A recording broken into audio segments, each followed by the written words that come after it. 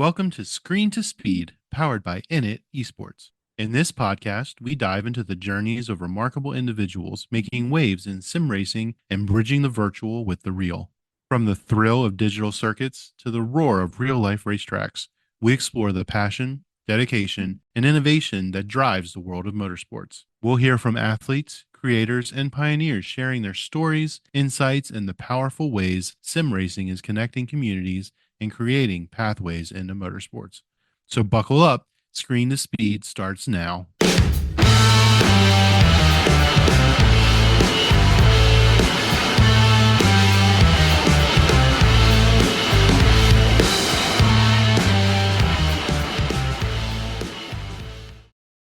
Hello everyone, welcome to another episode of INIT Talks. Hi everyone. Hi Jess, very nice to have you here today. Hi. Hello, Els. It's nice to actually speak with you for the first time because I first properly met you last week in Screen to Speed. So good to actually finally talk to you. Yes, finally we're having a chat with another F1 girls today. So last week we had Artemis joining the INIT Talks. So it was like really late for everyone living in Europe when I first like having this INIT talk with Artemis because she had to work before that and stuff. And in this episode we're starting like so much early because Jess is living in Europe. So Jess, how are you doing today?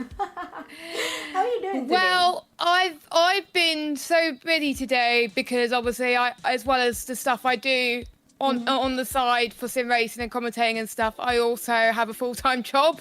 So wow. I kind of wish I could do the stuff that I do for sim racing full-time, but I think that's everyone's wish, isn't it? But yeah, I work in communications, so that's what I do to pay the bills, basically. Right. So working in gaming industry as a sim racer, content creator, commentator is like your part-time job, I must say. You still have that day job in the morning. Yeah, I unfortunately I still have that day job, but my dream is to hopefully make the stuff I'm doing full time, hopefully. Hopefully, right. Because based on everyone that I interviewed in this INIT talk, like most of the girls are having this day job and then doing sim racing on the side. And most of the girls that I interviewed are focusing a lot in being a sim racer, being a streamer. But you here, you are a sim racer, you're doing a sim racing competitively, and you also making a content, and you are also a commentator, which is really amazing. Like, how do you manage your time, like working in everything? Well, I think it's a bit about prioritization, really. I always put a calendar on Google, and so I know every week what I've got, basically. I think once I remember I had too much on one week, and with the new game cycle coming in, and we're on F124 now, it just gave me a chance to reevaluate everything. So I'm not doing too much sim racing and commentating in a week. So I'm not doing as much commentating as I used to, but because it always takes time preparing the commentary. Usually people just say, oh, you just turn up and waffle for like an hour and a half. You definitely do not do that. You take notes, you prepare about the track, you prepare about strategies, you find about stats about the drivers, you have to talk about the standings. I find usually commentary is like telling a story. You're telling about the drivers, you're enhancing the action, and usually preparing for commentary, I spend more time on that than actually doing the commentary. I think per session it takes me about between 3 to 5 hours to prep for one stream in commentary to make sure I'm ready for the race, and that's to make sure I'm ready. So I prepare as much as I can for commentary, the same as I do for sim racing, and I think sim racing has helped with the commentary, so I can use the knowledge I picked up in sim racing into my commentary. Right. I think that's how I learned a bit about. I'm not a pro commentator, or I never done any commentary of a race before in my life, but I feel like the more you're doing sim racing, the more you will understand like how the race goes and what to tell to people. Like, because I think for me, the job as a commentator like doing a commentary is like a pretty much a challenge for me, because you have to bring up the hype. Like you have to, you know what I mean? Like you have to hype it up, not like hyping it up, like sugarcoating everything, something like that, but like you have to present this event, like make the audience understand what is happening in the race, what's good, what's bad, to bring up on the broadcast. So how did you learn everything about the commentary and sim racing? So where did it start? Yes. So it was around about 2017 that I decided that I want to share my love for F1 into sim racing, because I was an F1 fan since when I was about two or three. I'm not going to say the age because most people know the age because it's in my username. So it was around about 97 that I started watching F1. My parents are into motorsport anyway, so so they support me in everything I do, which is great. Wow. And then I was like, is there a game that does F1 stuff? So I was watching YouTubers like Oliver, Tia McMurdoch. There wasn't many female sim racers at all in F1, but that didn't bother me in the slightest. And I think I picked up F1 2016, just casually drove for like on a pad for like a few laps. I found that I was very slow, but I had a lot of fun. But I took it more seriously in 2018 when I saw there was applications that came up to be a commentator, and I was like, oh, that's cool, because I used to do a bit of online radio at the time for something else. Like I used to do music and stuff, and I love motorsport, so I thought the two and two linked together. So I had to submit just a 2 to 3 minute clip of me pretending to commentate, which is harder than actual commentating, because you got to make up stuff. Yeah. Because I haven't had any experience. And then I sent it over. Somehow I got the commentary gig, which I don't know how. And I've been doing it for quite a while, and I feel like I wanted to up my knowledge in commentary. So a year later, I think it was about 2018 or 2019, I wanted to actually league race competitively to improve my knowledge on the commentary side. It was meant to be just for one season, just to get a feel for it, but then one season turned out to be many years, and my love for sim racing grew, and same for commentary as well. I also branched into more series in terms of commentary, so I did a bit of iRacing commentary. I didn't even need to have the game in some instances. That someone would stream on Discord, and and I would actually say my voice, and that'll be good. I also did some ACC commentary in the day as well. Wow. But I felt like commentary was just not enough for me. I kind of wanted, I still had that competitive edge. So I saw that there was the Rock the Rig competition, talent scout thing last year. It was about last July. I saw it being advertised. So I thought I'd sign up. I had to do like laps around Monday. It was around 50. I did about 50 laps. I wasn't sure if I was going to be quick enough to be selected, because the 20 fastest drivers have to be selected. So I got selected for that. Turns out I couldn't make the date because the timings were all mixed up. I thought I was going to be home in time for the race. Wow. All right. Unfortunately, I couldn't make it.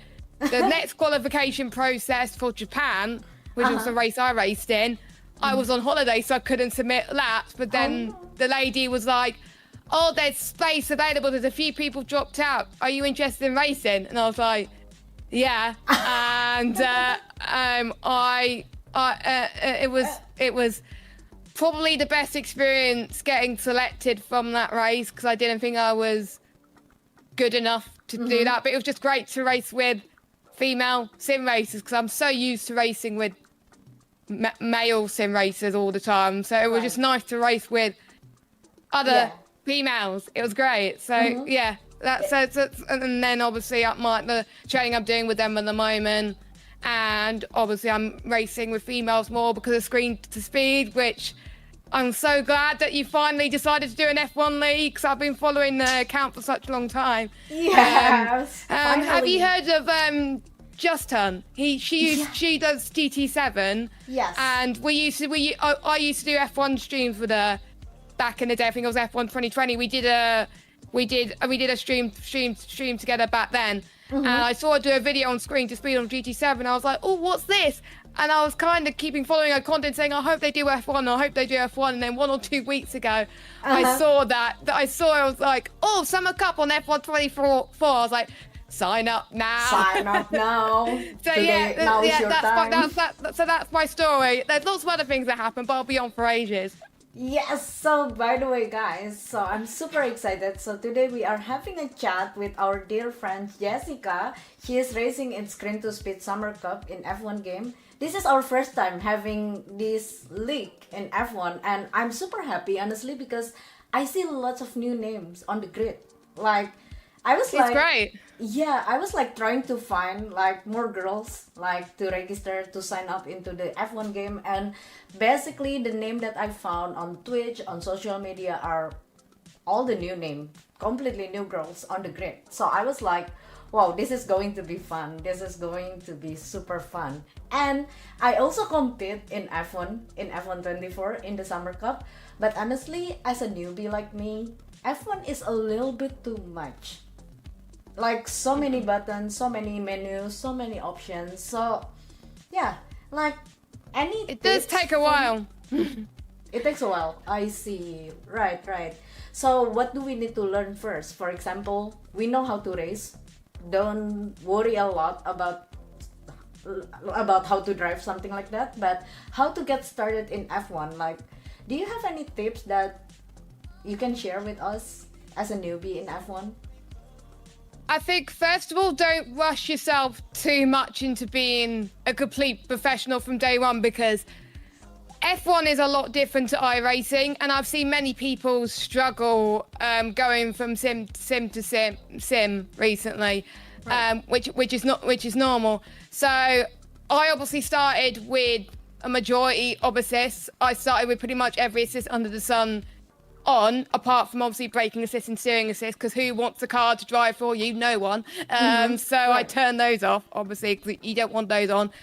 And I think the best bet is just to learn about the tracks, make sure you get a bit of a feel for the tracks, because when you transition from like GT cars to F1, it's a big jump. A very big jump. You're suddenly going to realise like there's a lot of downforce on the car, and it's like, oh, hello. There's a there's a lot of grip. So don't rush on turning the assist off right away if you're new. Just turn them off when you're ready. I know there's a few people that get so much hate saying, oh, why do you have this assist on? But my advice is just to keep them on, just to get a feel for it. And then once you're ready and confident, then you turn it off, and then find a bit more practice with the tyres as well. Get a bit of a feel for the tyres in the practice sessions, because then you'll know roughly like how long the tyres are going to last. I know when I did my practice session before qualifying, that the hards surprisingly lasted a bit longer than I expected. So when it came to the safety car, I was like, hang on. From my practice session, I was like, I knew the hards could last a long time. So I was like, I'll come in, box for hards. I didn't stay on the hards for very long because I had a gap, so I ended up pitting for softs at the end of it. Turns out I didn't need to do that either, but you know. So just get a feel for the car. Don't push yourself into being an expert right away, really. And it is completely different. You just know about the strategies. Just get to grips with the tyres. The handling model is way different to previous games as well, so try and get used to that. And yeah.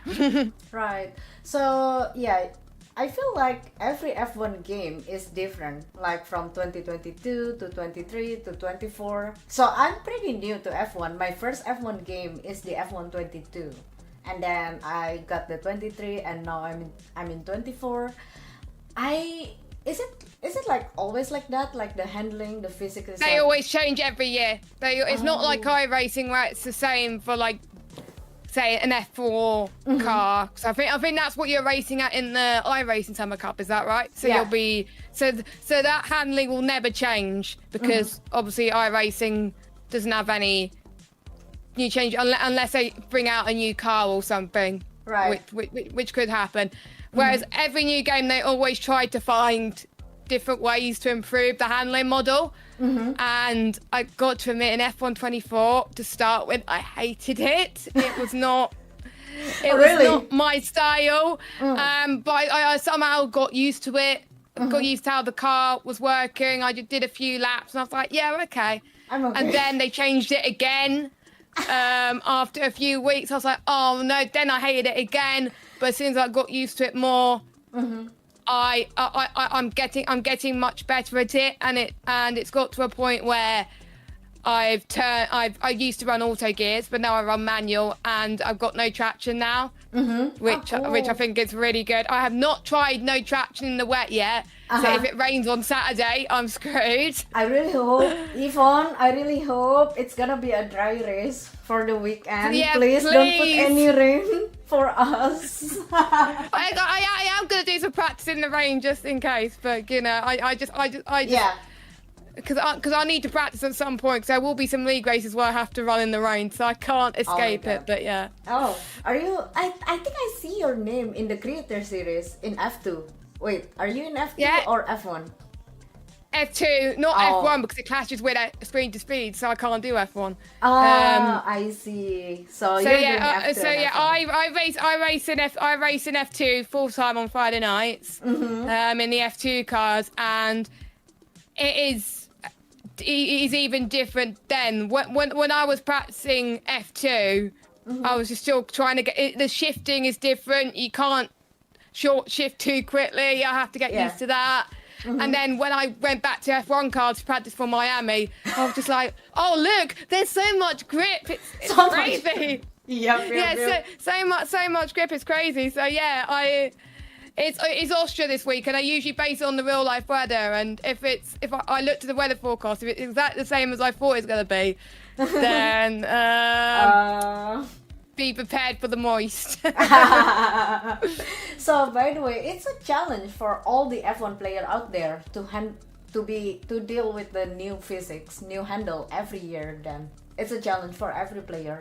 Yeah, it's a challenge for everyone, especially for me as well, because as soon as you get used to be so good, by the end of like F123, and then suddenly you got to get used to a brand new handling model. It's very challenging, especially with me, because my muscle memory, I always find things difficult with muscle memory sometimes.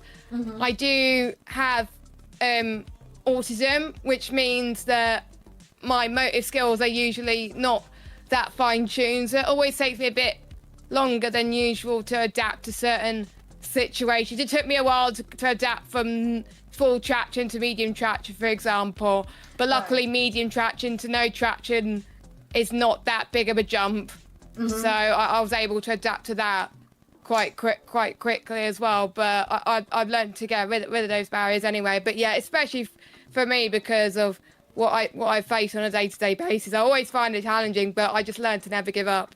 Yeah, so. True. I think for me, the best way to get good or get better in sim racing is by keep doing it, don't give up. Yeah. Because sim racing has a deep learning curve, in my opinion, compared to other games that I've played before. I feel like sim racing really requires time, like sit time, experience. That's how you get practice. Yeah, endless practice. Because I know like some pro player can spend like 8 hours or even more doing a lap. Oh God, I literally can't do that because I've got work. Yeah. I've got a social life as well. So you can't do everything. And usually I like to spend quite a bit of time a few days before the race just to get acclimatized to the track, especially because I'm running manual gears for the first time. I literally spent today just going on time trial, knowing what gears to go in every corner, know where to brake with the apex, I'm still getting used to that, and just keep doing it until I know, right, this is this gear for this corner. I can find ways to gain a bit more time with it, because I found that I am gaining a bit more time on manual compared to auto, because it's not like those semi-automatic cars, right, where if you forget to shift, it does it for you. No, you can't do that, which is annoying, but I'm liking that challenge so far. Right. By the way, hello Yvonne, GDP Gaming, and LOD is here. Hi! Hello! Very nice to have you here today. Hey guys, welcome to INIT Talks, another episode of INIT Talks with my dear friend Jess. We're having a chat with Jess right now. So LOD, GDP Gaming, Yvonne, if you have any question for Jess, feel free to drop it in the chat, okay? If you have any questions related to F1, sim racing, commentary, and everything, feel free to drop it in the chat. Okie dokie. Very nice to have you all here today. So, yeah, Jess, speaking about, yes, so you were mentioning earlier, like you got a job, you got social life, so you want to keep your life pretty much balanced, like not spending too much time in front of the computer and right. Because yeah, sometimes like my girls, like some girls that I know in the sim racing community, that they prefer to spend their time on the sim like over and over, like like practicing like real hard for the upcoming race, for the officials and everything, like yeah, and that kind of makes me feel like, oh my god, I'm not practicing enough. Because I'm the same. I'm the same. I'm like, every time on the when I see like Artemis or Elodie practicing for the race, because we're all racing in screen to speed, and when I see them putting laps together, I'm like, why am I not doing laps? I'm like, I get in the sim, but just don't feel pressured to do it if you don't feel like doing it, because we are suffering from a massive heat wave at the moment. I was going to do some practice yesterday, but literally it was too hot, because our houses are designed to keep heat in. And we don't have aircon, so that's why a nice temperature for you feels like it's too hot for it. So but I think if I do too much sim racing, I just get burnout and I end up crying. And I think you just got to learn to stop. If it gets too much, really. It got to a point during the Red Bull training program that I was doing, I think it was about March, April, where things got too much at work, things got too much when I was sim racing. So I was like, look, can I take about a few weeks off just to cool my head?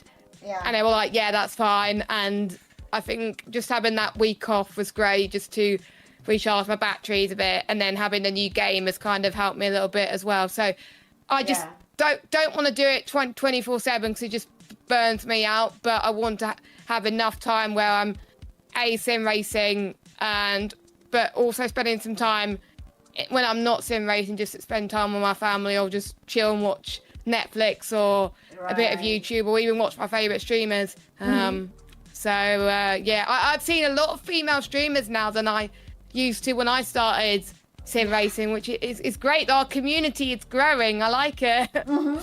Especially in INIT Sports, like since we are expanding to different games now, we are running 3 games for the Summer Cup. So like more girls joining. I'm super happy. Like we provide a competition in every platform, which is great, because it's not like every girl has PC or every girl has a console, or even we both have GT7. Yeah, because GT7 is PlayStation, iRacing is PC. Yes. And that meant that no females on Xbox got a chance to race in the community. And now I would like to see, I don't think we got anyone on Xbox yet. So I would like to see maybe people on Forza, Xbox race on F1 24. Yeah, because in Xbox, Yeah, I would love to see more females on Xbox race with us, because that would be good. Because the only people I'm seeing is on PlayStation or PC, so that'll be good. Yep. We really hope, in the future we can have, even in Forza or even drifting. We're thinking about having like a drifting competition, like drifting. I'm rubbish at drifting. Do not ask me to drift, because I did it on Grid Legends and I was awful.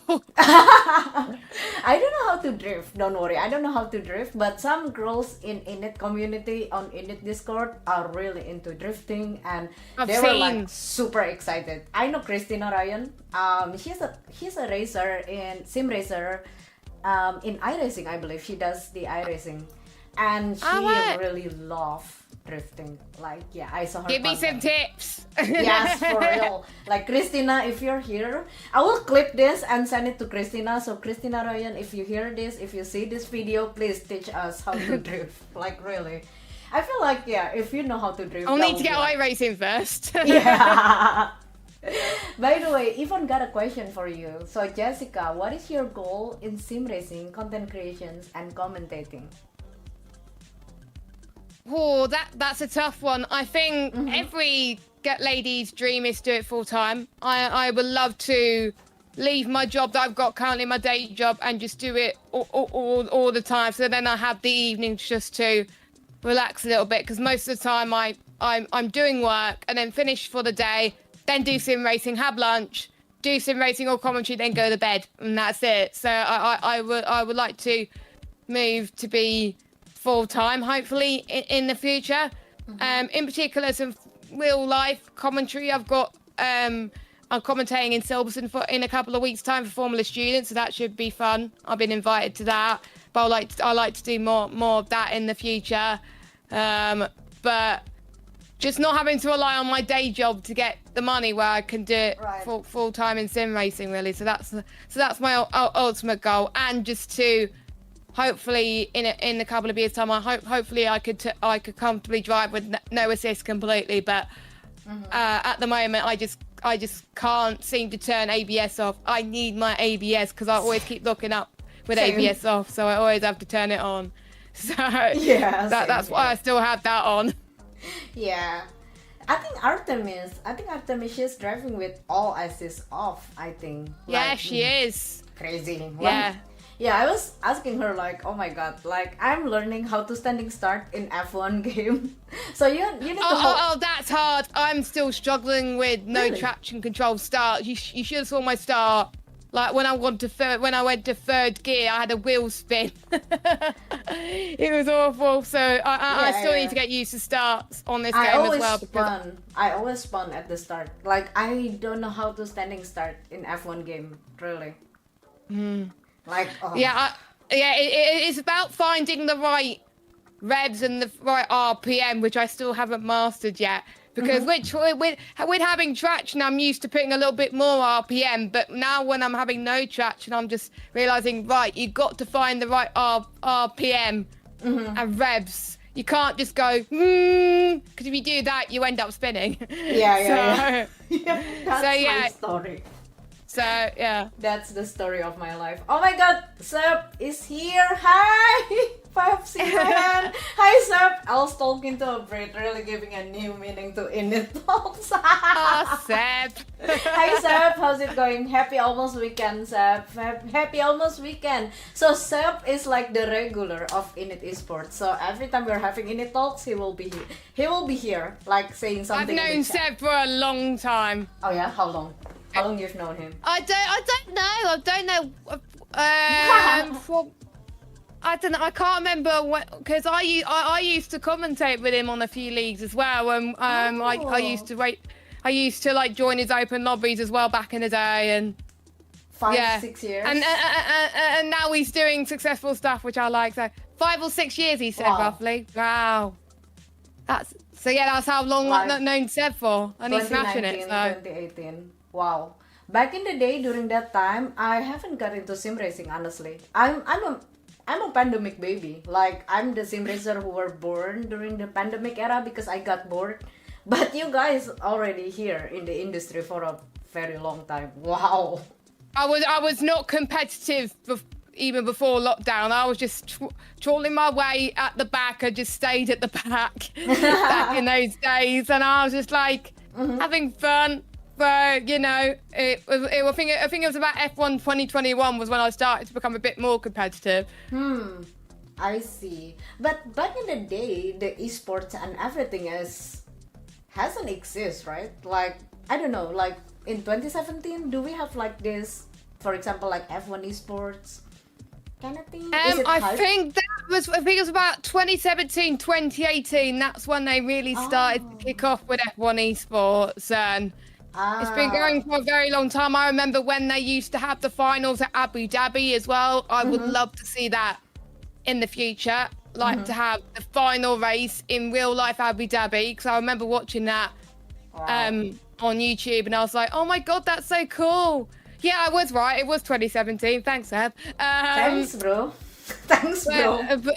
But yeah, so it's just great to see how long it's grown and stuff. I always get put off signing up for F1 esports, because even if they have those women initiatives like the Women Wild Card. I think they stopped that now, but a few years ago they had the Women Wild Card for a few years, and the reason why I got put off by it, because you need to run their assists. Obviously, because of F1 esports, you have to run their assists anyway. But with Rock the Rig, and with Screen to Speed, you can run whatever assists you want. Yeah. And race in a really competitive environment. And Rock the Rig, I got scouted not because of what assists I used, but because I had the consistency and the pace, and they've been able to help me turn some of those assists off anyway. So, it's just finding more opportunities for females to improve, and hopefully we will see a female in F1 esports in the future. It probably will take a while, but hopefully, because we see females in ACC, right? So hopefully we will see females in the future in F1 esports, but it will take time, I think, because I'm still learning, and I'm sure there's quite a few people out there that's still learning that doesn't know that esports exists, or maybe are too scared to race because of how they're worried that they might be judged. But I'm lucky to be in an industry where every time I league race, even if I race with males all the time, they always want to help me improve and watch me succeed. So that's the great thing about the community. Yeah, that's true. I mean, most people in my community, honestly, is like boys, but they don't hate me, or they don't hate having a girls in the industry. Like, they want to help. Like, they will give you some tips, help you to get better at it.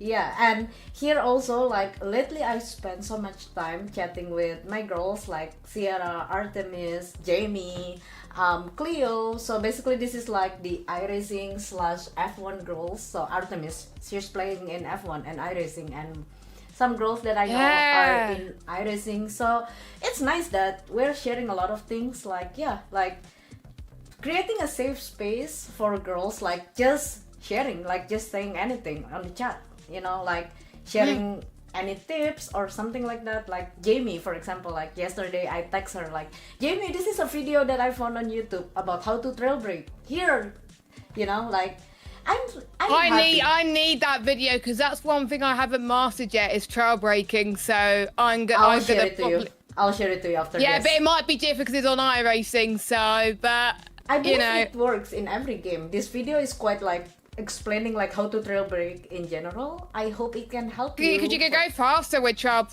braking anyway. So as soon as I learn to it will probably take me a while, but hopefully in the future I'll learn to trail brake. The majority of the time I've learnt how to improve based on other people. Like I got them to explain like what's the difference if I run this much wing at one track or this much wing in another track, and I've start to know the difference between which tracks require lower downforce or higher downforce and stuff like that. Yeah. And I've started to realise what tracks I'm good at. I'm apart from Monaco, which is a high downforce track anyway. Most of the tracks I'm good at requires high wings, so like Qatar, Zandvoort.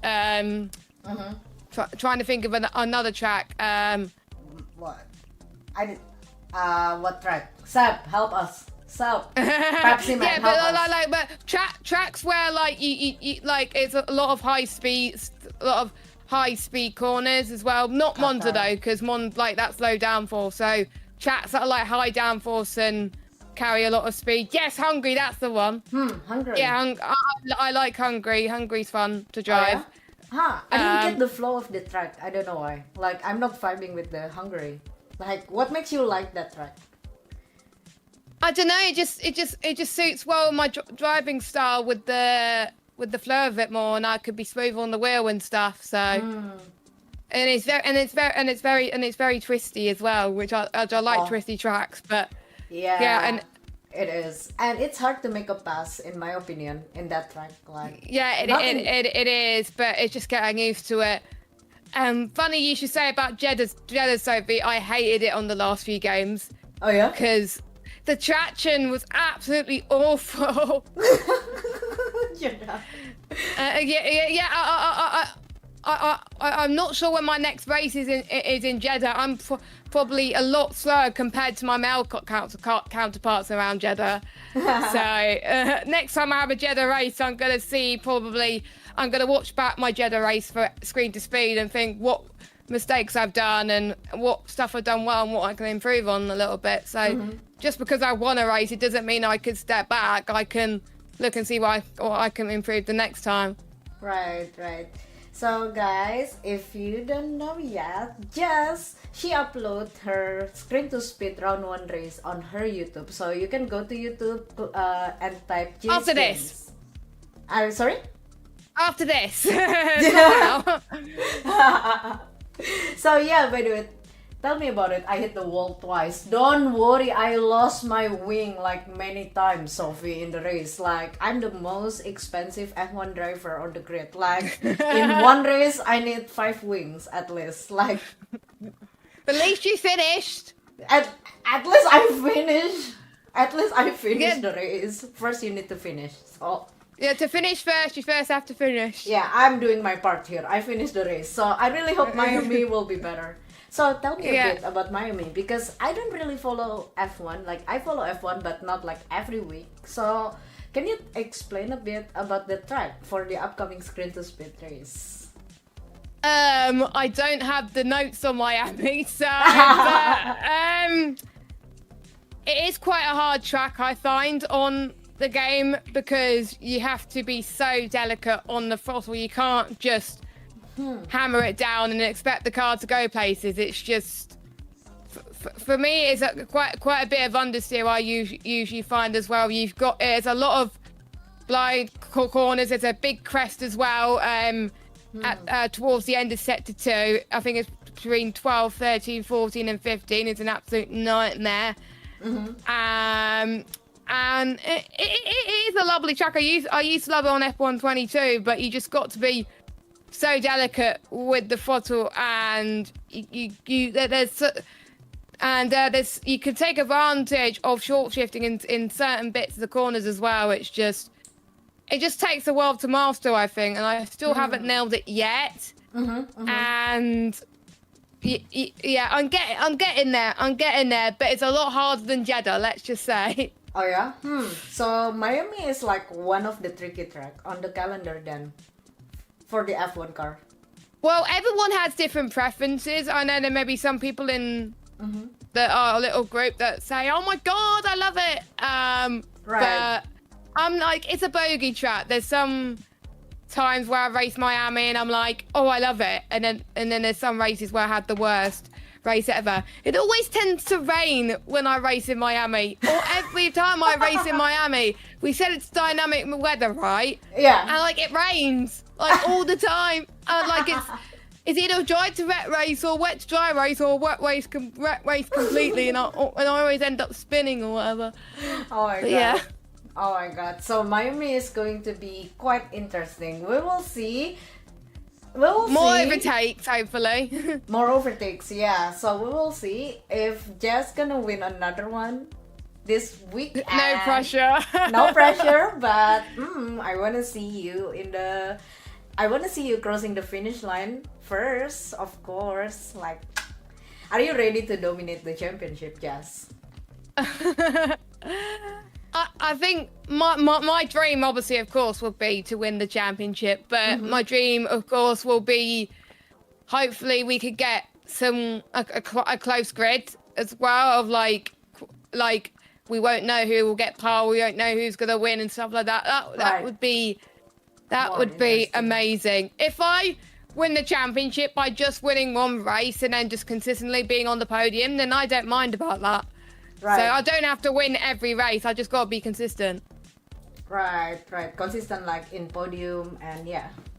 Yeah, podiums, top fives, yeah. And of course there's one drop round, but I'm missing a race anyway, so that technically is my drop round because I'm missing a race. So We will see, cause yeah, for me, watching a championship, watching a race, like whether it's esports or real race, I would love to see a different winner every round. That makes the race more interesting. Like, yeah. Chloe Chambers in Spain. Oh my goodness, Yes. Oh my God. Honestly, I was not expecting her to win, but she had a really good start. She dominated it, but there was a different winner.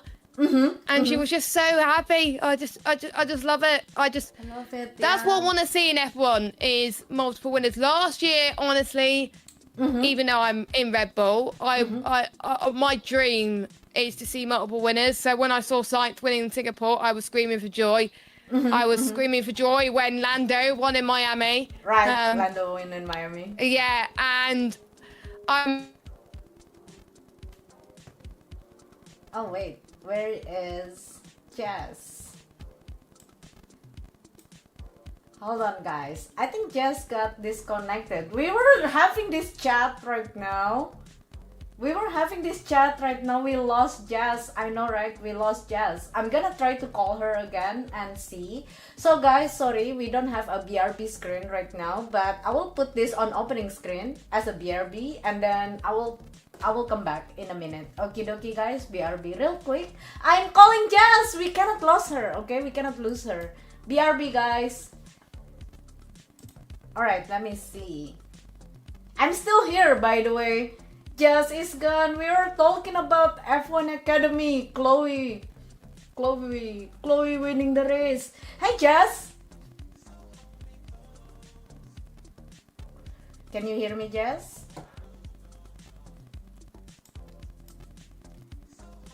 Oh wait, is it her internet?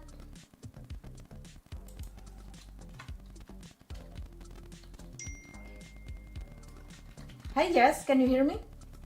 Yeah, so sorry, my internet was playing up for a minute. Sorry about that. It's okay. Alright, we're coming back live, okay? Hi guys, we got Jess back. She's back. Guess who's back? Sorry, the internet is like internet. Okay, it's internet. The internet is acting up, but it's okay, guys. We continue. Oh my God, we were having this chat about Lando winning the race, Sainz winning in Singapore, and also Chloe. I didn't expect Chloe to win the race, honestly. No, I was not either. But I think in what I've learned while watching Barcelona, apart from F1. Is if you get a good start, you're more than likely going to win a race, and that's what we saw with Abby. That's what we saw with Chloe, and so it was, right. Yeah. And I think it's just nice to see a lot of females getting the spotlight, and I think F1 Academy is way better than the W Series because it's a much more of a pathway to other great series as well. You get super license points for it as well. You're more known in the community because it's supporting the F1 races and stuff. So it's just a much better organised series, and you see more of the F1 Academy drivers in other series as well, like Abby in British F4. I think Dorian in WEC, but she didn't take part in Le Mans, bless her, because her ribs were playing up. So, yeah. Who's your favorite driver in F1 Academy? I don't know. There's like, just you can so mention many. more than one names. Okay. There's just so many good drivers. I love Abby because she has the backing from Alice Powell, and I loved Alice Powell when she was racing in W Series, and there was I think a few races where she just missed out on the title. So, but she was driving very well, so I'm glad to see the mentor as well. Yeah. I really do. I like Marty as well. She got her best few results in Spain as well. I loved her driving style as well. So, and Chloe, I'm starting to like as well because she's been improving so much. Yeah. And it's a shame we may not see them on the grid because I think they're only allowed to do 2 seasons. And I know it's not F1 Academy, but I do like Jamie Chadwick and how well she's doing in Indy. She's doing brilliantly.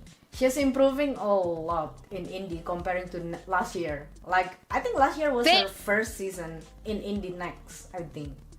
Last year, if I'm not mistaken. And this year, she won in Road America. And I think she got podium in Indy, like the race before that. Something like that. Like, I think it was a few races before that, yeah. And then I think the race that just happened, I think she had a bad qualifying but went to finish 6th or something. That's just amazing. She's really improving, like, wow. Like, okay, wow. Too early for her to jump, I think, to IndyCar. I would like to see her another year in Indy next, and then hopefully, and then hopefully, yeah, she can. Then the year after that, in 2026, I'd like to see her in IndyCar. I wonder, like, is it a big jump from the Indy next to the IndyCar? I don't really. I have no idea. Yeah, I don't. I'm quite new. I think I'm the newbie in IndyCar. So same. Yeah, for me, I've only started watching it properly last year in 2023. Last year. I see. Yeah, I watched Indy 500 in 2022, but I didn't watch all of IndyCar. Whereas last year I watched all the other races before that, so I got to know about the drivers and all that. But I never watched Indy next because it wasn't broadcast at it either clashed with F1 or lots of other series that I wanted to watch. Right.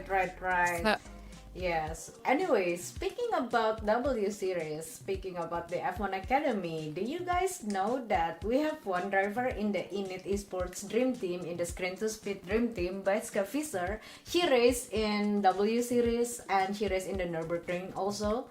I think she does a lot of race in the NERP. Like, she drives the GT3 right now, like a sports car kind of thing. And she race, she's in the esports team created by Screen to Speed. So we, other than making a competition, we are making an esports team, like all female esports team. And for now, we only running in iRacing, but hopefully we will have like an F1 team. Like, yeah, hopefully. Like, hopefully in the future, you'll see more women try to go to an esports team, because it's always hard to get into, and I'm just so lucky to have the Red Bull team so supportive in all of us on the program at the moment as well, and like and the women that are helping us are absolutely brilliant as well. They're absolutely fantastic, and so. Yeah. It's just nice to see the success in your team as well. I think there's one name in there that I recognise. I remember used to commentate on her as well, Sarah Dove. Oh wait, Sarah Dove. Yeah, I saw her racing iRacing back in the day, and she was so good. She's like the rain master. I call her a rain master. She loves driving in the rain. She's so good. I raced with her in ACC, and then I saw her racing in iRacing. Like, wow, she's amazing. She's a good driver, I must say. She's a good driver. We have lots of good driver, like good female driver. So it's just about time until like we see some girls like on the grid being in the top 10 or possibly in the podium or even winning the race. It's about time, honestly. Because again, like, the community has been growing like so fast, like super fast, and now you can like randomly like see the girls streaming on Twitch, playing racing games, playing iRacing or Gran Turismo. So I think I'm seeing loads of women streaming on Twitch now. Like, I'm seeing, like, I think there was one time where I saw 2 or 3 women streaming on Twitch, not necessarily F1, but they were streaming racing games. And it's just so good that women have more content creators to look up to, saying if they could do it, then maybe I could do it too as well. So yeah, exactly. And I see a lot more women on TikTok making F1 content as well. Again, not sim racing, but F1. And it always comes up on my For You page as well. So I always discover new women to follow on TikTok as well. Yeah. So, especially in content creation part of sim racing, like, the woman is like a lot. Like, yeah, you will see like new face, new name, like suddenly become viral on For You page and everything. Like, wow, that's amazing. That's really amazing. And in F1, I feel like there's a lot of creator out there in speaking about the F1, like like doing the commentary about the F1 race, something like that. There's a lot. There's a lot. But I wonder, like, do they like playing games as well, playing racing games, or? In terms of the commentary side, I think there's quite a lot of commentators that like racing, but they decide that some of them don't do league racing. We do sometimes hold an event with just as commentators, and we all race together just to see who's good. And I'm usually the one at the back because there's people that race quite a lot more than what I do. So, but I always like to race still on a weekly basis, just so I can, again, improve, because my advice on commentary anyway, you got to learn the logistics of the game. You've got to know like how the game works in terms of the handling and the features and stuff, because you could tell, I can always tell when watching a stream when someone's commentating on, like, say, iRacing and they don't know the logistics of that class. Yeah, I can tell, and I'm like, this person does not know how to commentate iRacing, and I just switch off. So if you do make sure you study religiously about the sim, that's why it's handy for me to race, just to get a hang of what the sim is, because then I can say, oh, this track has these difficult bits, because obviously I race in it, so it's difficult. But it's more relatable for you to commentate on it, like if you know the game, if you know the track and everything. Yeah, so being a commentator, they show off. So and I get to see the different lines as well that they take, and how better they are. I mean, 'cause most of the time I'm commentating on drivers that are like 3-4 seconds quicker than me. Right. So by the way, Jess, speaking about the sim of choice, I'm assuming you are really into F1, like. I can't imagine doing anything else really. If I switched to another sim, I just probably rot and cry. Cause it always takes me a while to get used to any sim, because if I get used to iRacing and suddenly go back to F1, then I'll have to get a few months to get back into F1 again. And I tried iRacing before. I realised I was too slow. It got to a point where I had to take the assist off. I couldn't do it. And I've always been a fan of F1 anyway, as a child. So yeah, F1 has always been my sim of choice. Sim of choice. Not just because it's competitive for me, it's because it's fun. And there's times where I'm not racing competitively. I'm racing in open lobbies with a few creators I like as well, and I can just, if I get bored or something and just want to race and practice my racecraft, I sometimes just join open lobbies, even if it's not the track I'm racing at. So yeah, so I think there's just more. It's just more inclusive, I think, F1 for people just to, especially on a pad. Like, more people can go on a pad on F1 and race, whereas in iRacing, I think it's a bit more difficult to do that. ATC, I think I've seen some certain people on the pad, but yeah, I think F1, you can race on the pad and still be competitive. I don't know. There's someone I know that races on a pad with no assist, and I'm like, how? Because the pad is so small. I have small hands, by the way. Same. So I don't know how they reach the gears and they try and steer with the. I just can't do it. I Same. I gave up on the pad many years ago, which is why I stick to a wheel. But yeah, so F1 all the way in terms of sim racing, but in terms of commentary, I would always like to branch out to more in the future. I miss doing ATC commentary. Oh yeah? ATC commentary was so much fun. Oh yeah? Because it's just different, lots of different tracks, classes as well, and there's like endurance races, which is always fun. I think I remember one year for about a few races I commentated on more females races. I can't remember what it was called. Oh yeah, more female racers. Yes. Yeah, I did. I can't remember what year I did it. I think it was during lockdown, and that was good. but then because it clashed with another commentary I was doing, I couldn't do all of it. But I ended up commentating with Laura Luft. Oh, wow, Laura. So yeah, and she was.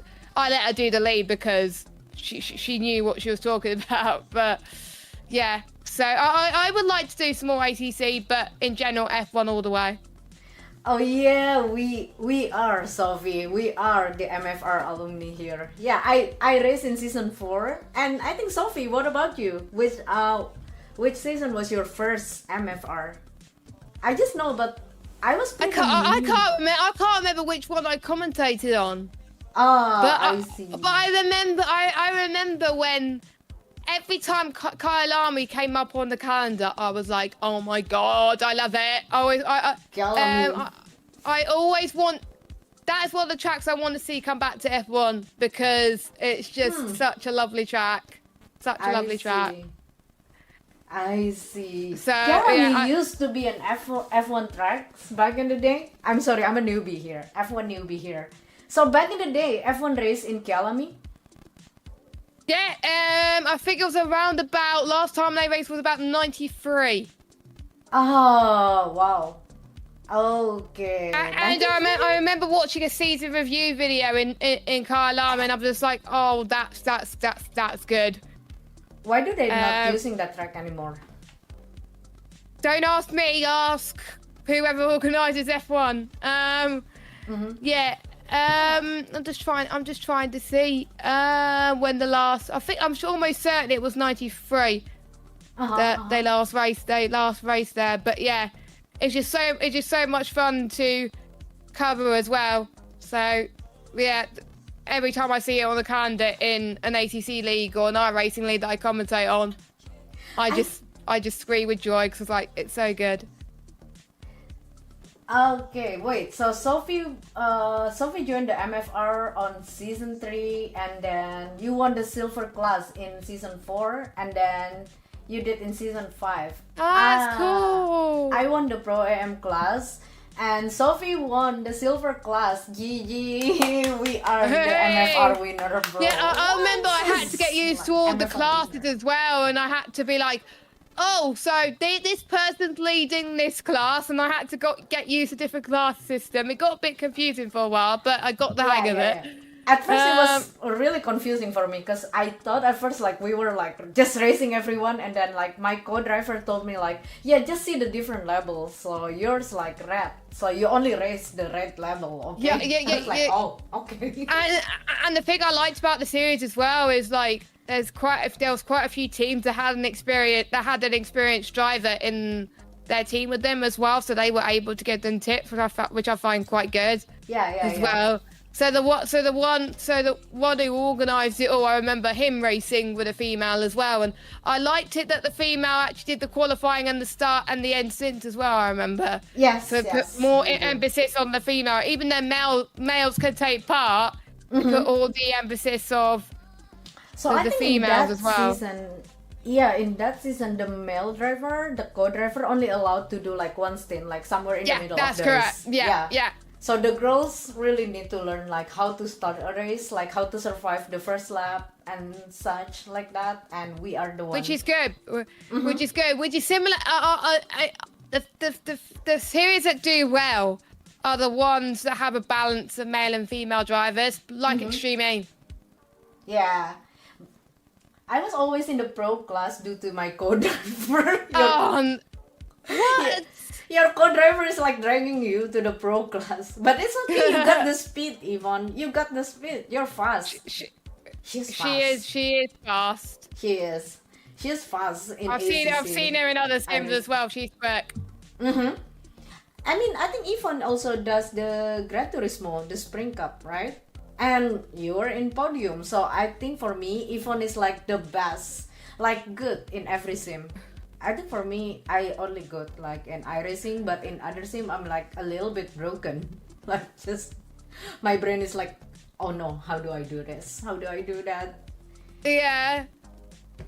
And it's all, and then with more female races, it was just so good to get to know quite a few females, and I actually got to interview the person who actually organised it as well and found out about why they took part in it as well. So Yeah. It was nice to have a co-driver, but when I was racing, like when I was like the only one racing against the girls, I feel like it hits different. it does. Because when you're having a co-driver, how do I say it? Like, I feel like I can rely on my co-driver because I feel like he's faster than me. So I'm like, okay, if I mess And they up, you give can you fix tips. this for me, okay?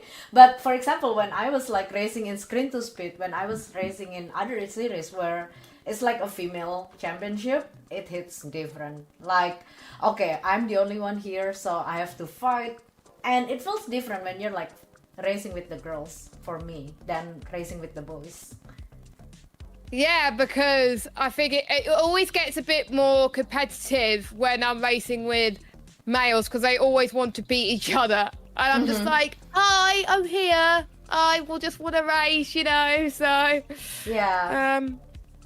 Like, I must say, the Screen to Speed Winter Cup was crazy. Like, we got like a really close battle in top 2, like between P1 and P2, like always like in every round. Like, I was like, okay, these girls are so competitive, like are hella competitive. Like, I saw Nina dominating the track, so it was like Nina and Bianca back in the day, like always battling, like always close battle. I was like, wow. And also I did some practice like last week, I think, like for the upcoming Screen to Speed Summer Cup, and I was like watching Nina's move over Jamie, like, okay Nina, game on. I wanna be like her one day, like I wanna be like her, like so fast, so good. Oh my god, we have Alu Gobi here. Gobi! Oh my god, Gobi, very nice to have you here today. Hi, we are having an F1 chat and also speaking about something competitive in sim racing. Welcome in. Say hello to my friend, Jess. Yeah, right. Jess is in here. So say hello to my friend, my dear friend Jess. So Jess is the F1 player. We should get into F1 together one day. Like, we should play F1 together. Gobi, gonna be fun. And hello Jacob, Fedora the Explorer. Hi Jacob, how's everyone doing? And how are you, Elz? I'm doing great, by the way, Jacob. Happy almost weekend for you. So we have an F1 player right here, Jacob. So we are pretty much everything right now. iRacing, GT7, F1, and maybe Forza in the future. Like I've never commentated on GT7, so... Would you like to take a chance one day, like commentating on GT7? What, one day, if it doesn't clash with any leagues that I race in. Right. One day. Just because I always wanted to get into GT7, but again, it's just trying to balance that with learning F1. It's just a bit, it's just hard to learn two sims at once. Whereas if I'm commentating, it's so much easier adapting to commentating on different series because you don't have to learn a completely different handling. So it's just a lot easier to prep for different sims in commentary that compared to racing. And I do miss you as well, Gobi, from MFR. That was another driver I knew from MFR as well. Gobi is the one in pro class. So we have the pro, I remember. silver, I remember. Pro, and... Yes, Gobi, you are so fast. Oh my god. Gobi, are you going to race with us in the Summer Cup? Please. Oh, I text you this morning, but I haven't checked my Discord again. I will check it after this interview. So I was asking Gobi, like, Gobi, will you race with us in the Summer Cup? Oh my god. I would love to have you. Cause I think, yes! Oh my god, I'm super happy. Oh my god, I'll see you. Because I think for me, you are like one of the driver that can match Nina Han's lap time in Road Atlanta. By the way, yes, Becca, Nina is like on different level. So Nina, she got the talent and she got the experience. So when someone... Yeah, she does real life stuff as well, doesn't she? Yeah, she is. She does she's insane. Insane. I saw on her social media, like, I don't know, like few months ago. Like he was like drifting the Formula car. Like what? Like so cool. It's amazing. It shows that women can race just as good as guys. We are here. We can race. Yeah, exactly. We can race. so- We can race too. And I think the difference. I think with Rock the Rig and any female racing I've took part in, there's the camaraderie. We cheer each other on. We're happy if someone does well or improves and stuff like that.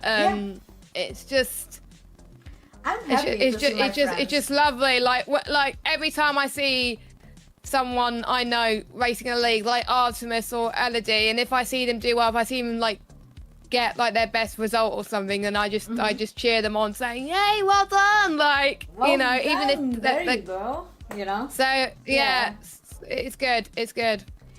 I'm happy when I see my friends making improvement on her lap time. Like I'm truly happy. Like I don't see my girlfriends as my competition. I don't know, like we're friends here.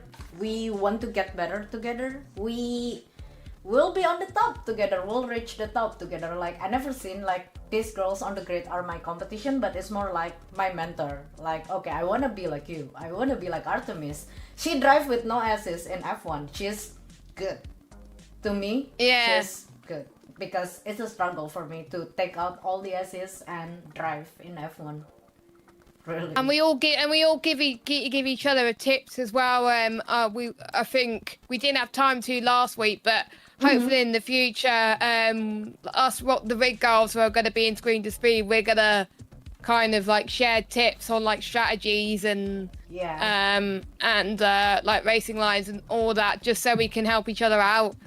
Even though we're racing against each other, we all want each other to do well. So so if we see like someone like being very quick, we always go to her for tips, saying we need help. Yeah, we need help. Oh my god. So yeah, it's always just nice to have that community you could go to saying, look, I'm struggling with this track, could you help me with this? Because I still don't understand telemetry yet. So that's why I always go to like my friends like verbally for help, or like in a text chat, because they could say, oh, you're slower at this corner, you need to do XYZ. So Right. I think Artemis knows how to read the telemetry. Maybe we should have a telemetry 101 with Artemis. Like she can like... she's planning to teach me at some point. Yeah. So We should invite Artemis to another INIT Talks. I think there was one time she was going to teach me, but I was so knackered last week that I just had to fall asleep. So, Okay. she just finished work, and obviously I had to get up early for work. So, yeah. Time zone, and she works really like I don't know how many hours she works every day, but she spends so much time at work. Like really. She works more hours than me. I work, I think, 7.5 hours a day, 37 hours a week. Yeah, she's working at the lab. So I was like, oh, no wonder she like you spend so much time at work. You're working at the lab, okay? But she got a really interesting job. It's insane how she balances work with sim racing. And school. She just graduated, I think. She's graduated in I think a master's, I think, as well. And I think I remember when we were all at in the UK in the factory. I remember I think it was either the day before or like the evening, like once we finished once we finished in Milton Keynes in the accelerator day. I think she had a class right afterwards as well that she had to go to and dial in online. So wow. Yeah. So she had to balance that. It was crazy. Yeah, she's like a superwoman lately, like trying to keep up with streaming, back on competing, and then also like a lot of things happening in real life, like so much to prepare. Like I was like, Artemis, first of all, it's really nice to have you back on the grid, like seeing you competing in Screen to Speed, see your excitement getting back into it. Like I'm super happy, but please take a good rest, Artemis. Like wow, that's a lot, like a lot. telemetry is easy, but then I like numbers and graphics. Telemetry. Fair enough. Yeah. I was doing I was trying out one of them today to see how it is, and I was looking at it, and it was saying, "Oh, you brake too much." Oh yeah. Like the And I was telemetry like, doesn't lie. Like honestly. it tells me, "Oh, you do this," and it's like, well, how do I fix it in the game? How do I do it with the pedals? Like that's what I find tricky. Yeah. It's just like, oh, you brake, like, because I was comparing one lap in Miami to like an expert, and like his braking was like very modular. My braking's like, Like right. I feel so but, insecure. Like looking at telemetry is my biggest insecurity in life, honestly, because the telemetry doesn't lie. Like I told my coach like one time, like I brake at 100. I'm 100% sure about that, and then he looks into the telemetry like, no, you brake a little bit before that. The telemetry doesn't lie, and I was like shook, you know. But at some point, I think if we actually want to improve, we really need to look into the telemetry. So I will, guys, seriously, I will invite Artemis back to INIT Talks, and we will talk about telemetry 101. Like, and maybe we can invite Sep also, because Sep is like a race engineer, right? Yeah. He is. A pro race engineer for F1 esports team. So yeah, Sep, you should join us. Like, coach us. So I've started using, for Miami, I started using Trophy AI, which is what Artemis recommended. So, because I was watching the VOD back, I was like, oh, I'll give that a go, and it's just like, it's just so good, really good, because it actually tells you where you could have gained more time and how. Right. So it's helpful for me. The thing that I think it only does time trial at the moment. It doesn't do the actual racing. I kind of want to do that in the future, but it's good when you're just learning the track and knowing what to improve on and stuff. So hopefully I will learn telemetry in the future, and then I can say, right, this is when I can be a bit more smoother on the throttle and stuff, and gain the time. Because as soon as I master braking, that's when I can turn some assist off. Yeah, right. I think that is like also like one of my goal right now in sim racing, like to be. I don't know if I can be like a super pro in F1 game, but I want to enjoy the F1 game, like actually driving, actually racing in it with no assist, like no assist. That's my long-term goal. That's my long-term goal. That'll be mine once I master braking.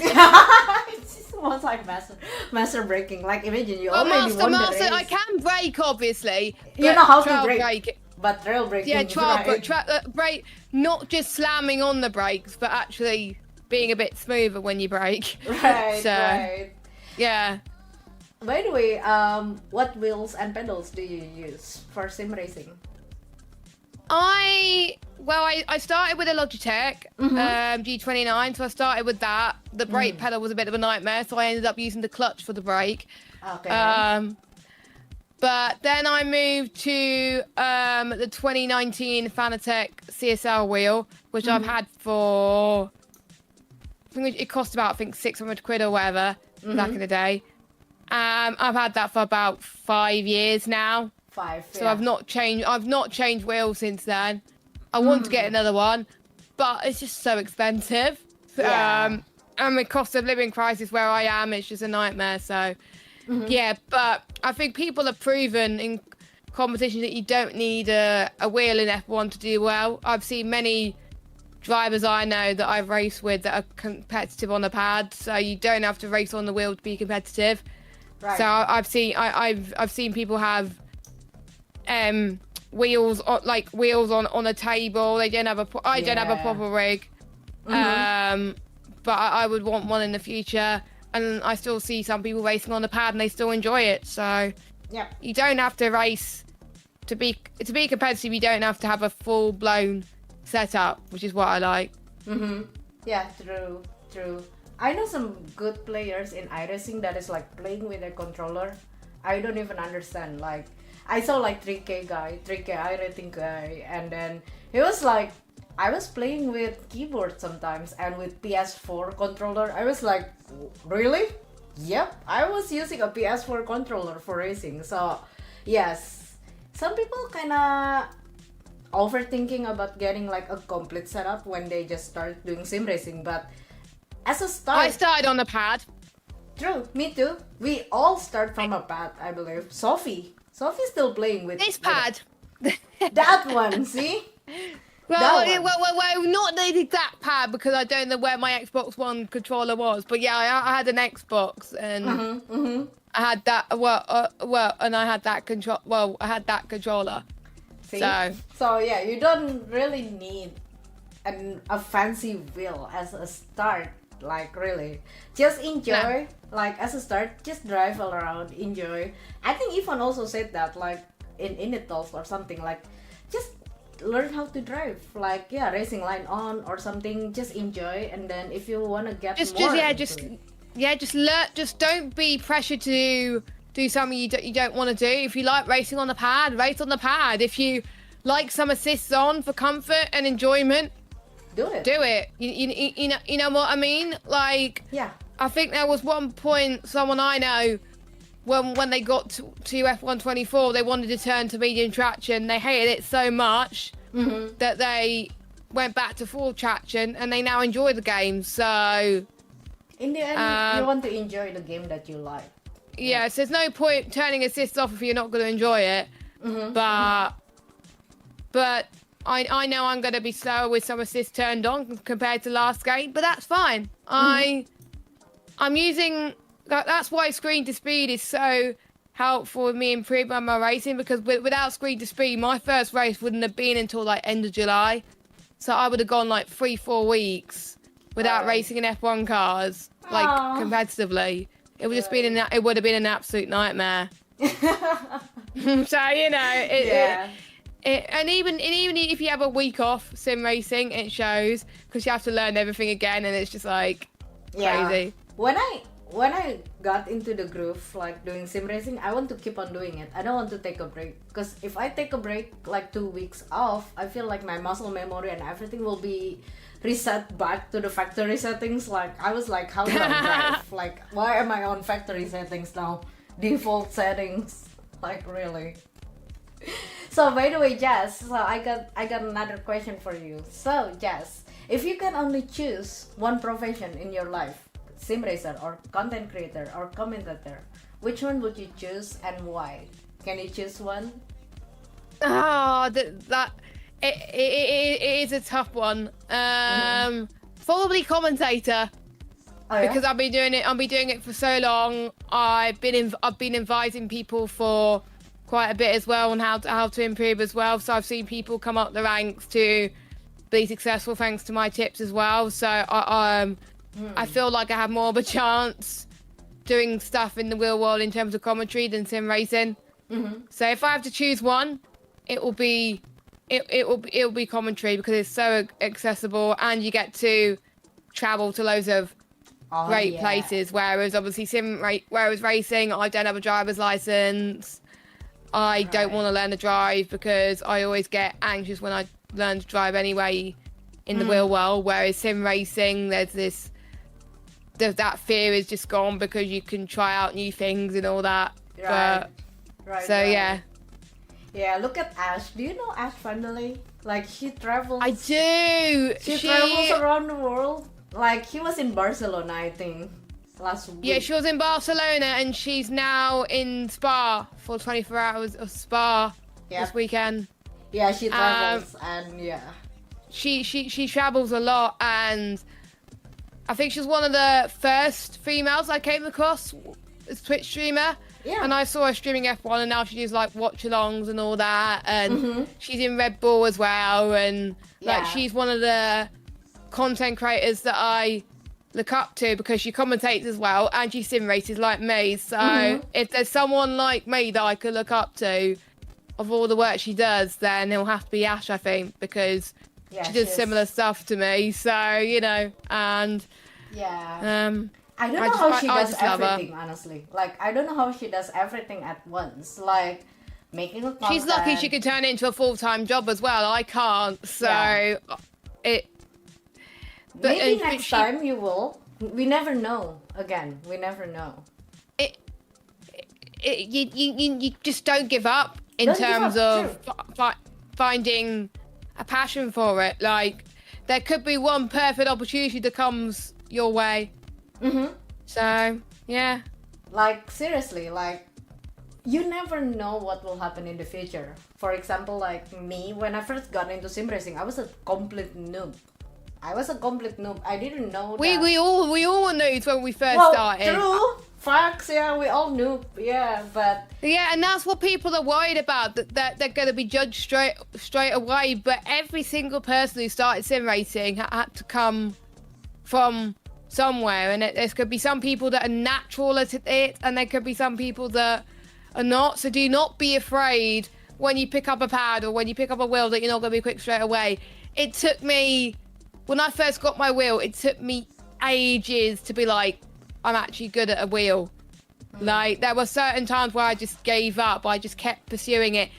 Because of my condition, it took me about 3 or 4 years to actually get used to, like, driving a wheel and not, like, weaving all the time when I'm trying to drive. I'm being more smooth and whatever. Right. So it does take a while, but I know that some people can drive naturally, and that's fine. But if it takes you a while, then it takes you a while. As long as you enjoy sim racing, that's the most important thing. Yeah, that's the most important thing. Like, don't give up, because I don't know, like, life could be boring. Like, if you're like good at the first try, you're just like dominating. I don't know, like, it's just not fun. At least for me, I'm still consider myself as a newbie, but my days has been very, very interesting. Like, every day I got something new to learn. I don't know, like, I'm just learning. I just got new experience, learning new things. So that's great. Like, okay, my life is not that boring, I guess. I made mistake and I move on, you know. Like, don't be afraid to make a mistakes, I think that's also an advice that I can share to everyone, because most of the time I'm kind of afraid to take a risk in a race. Like, I'm the same. I'm the same. I'm always scared sometimes to go for a move, and that's one of my main goals, is to be a bit more aggressive when it goes to move and actually proper send it. Right.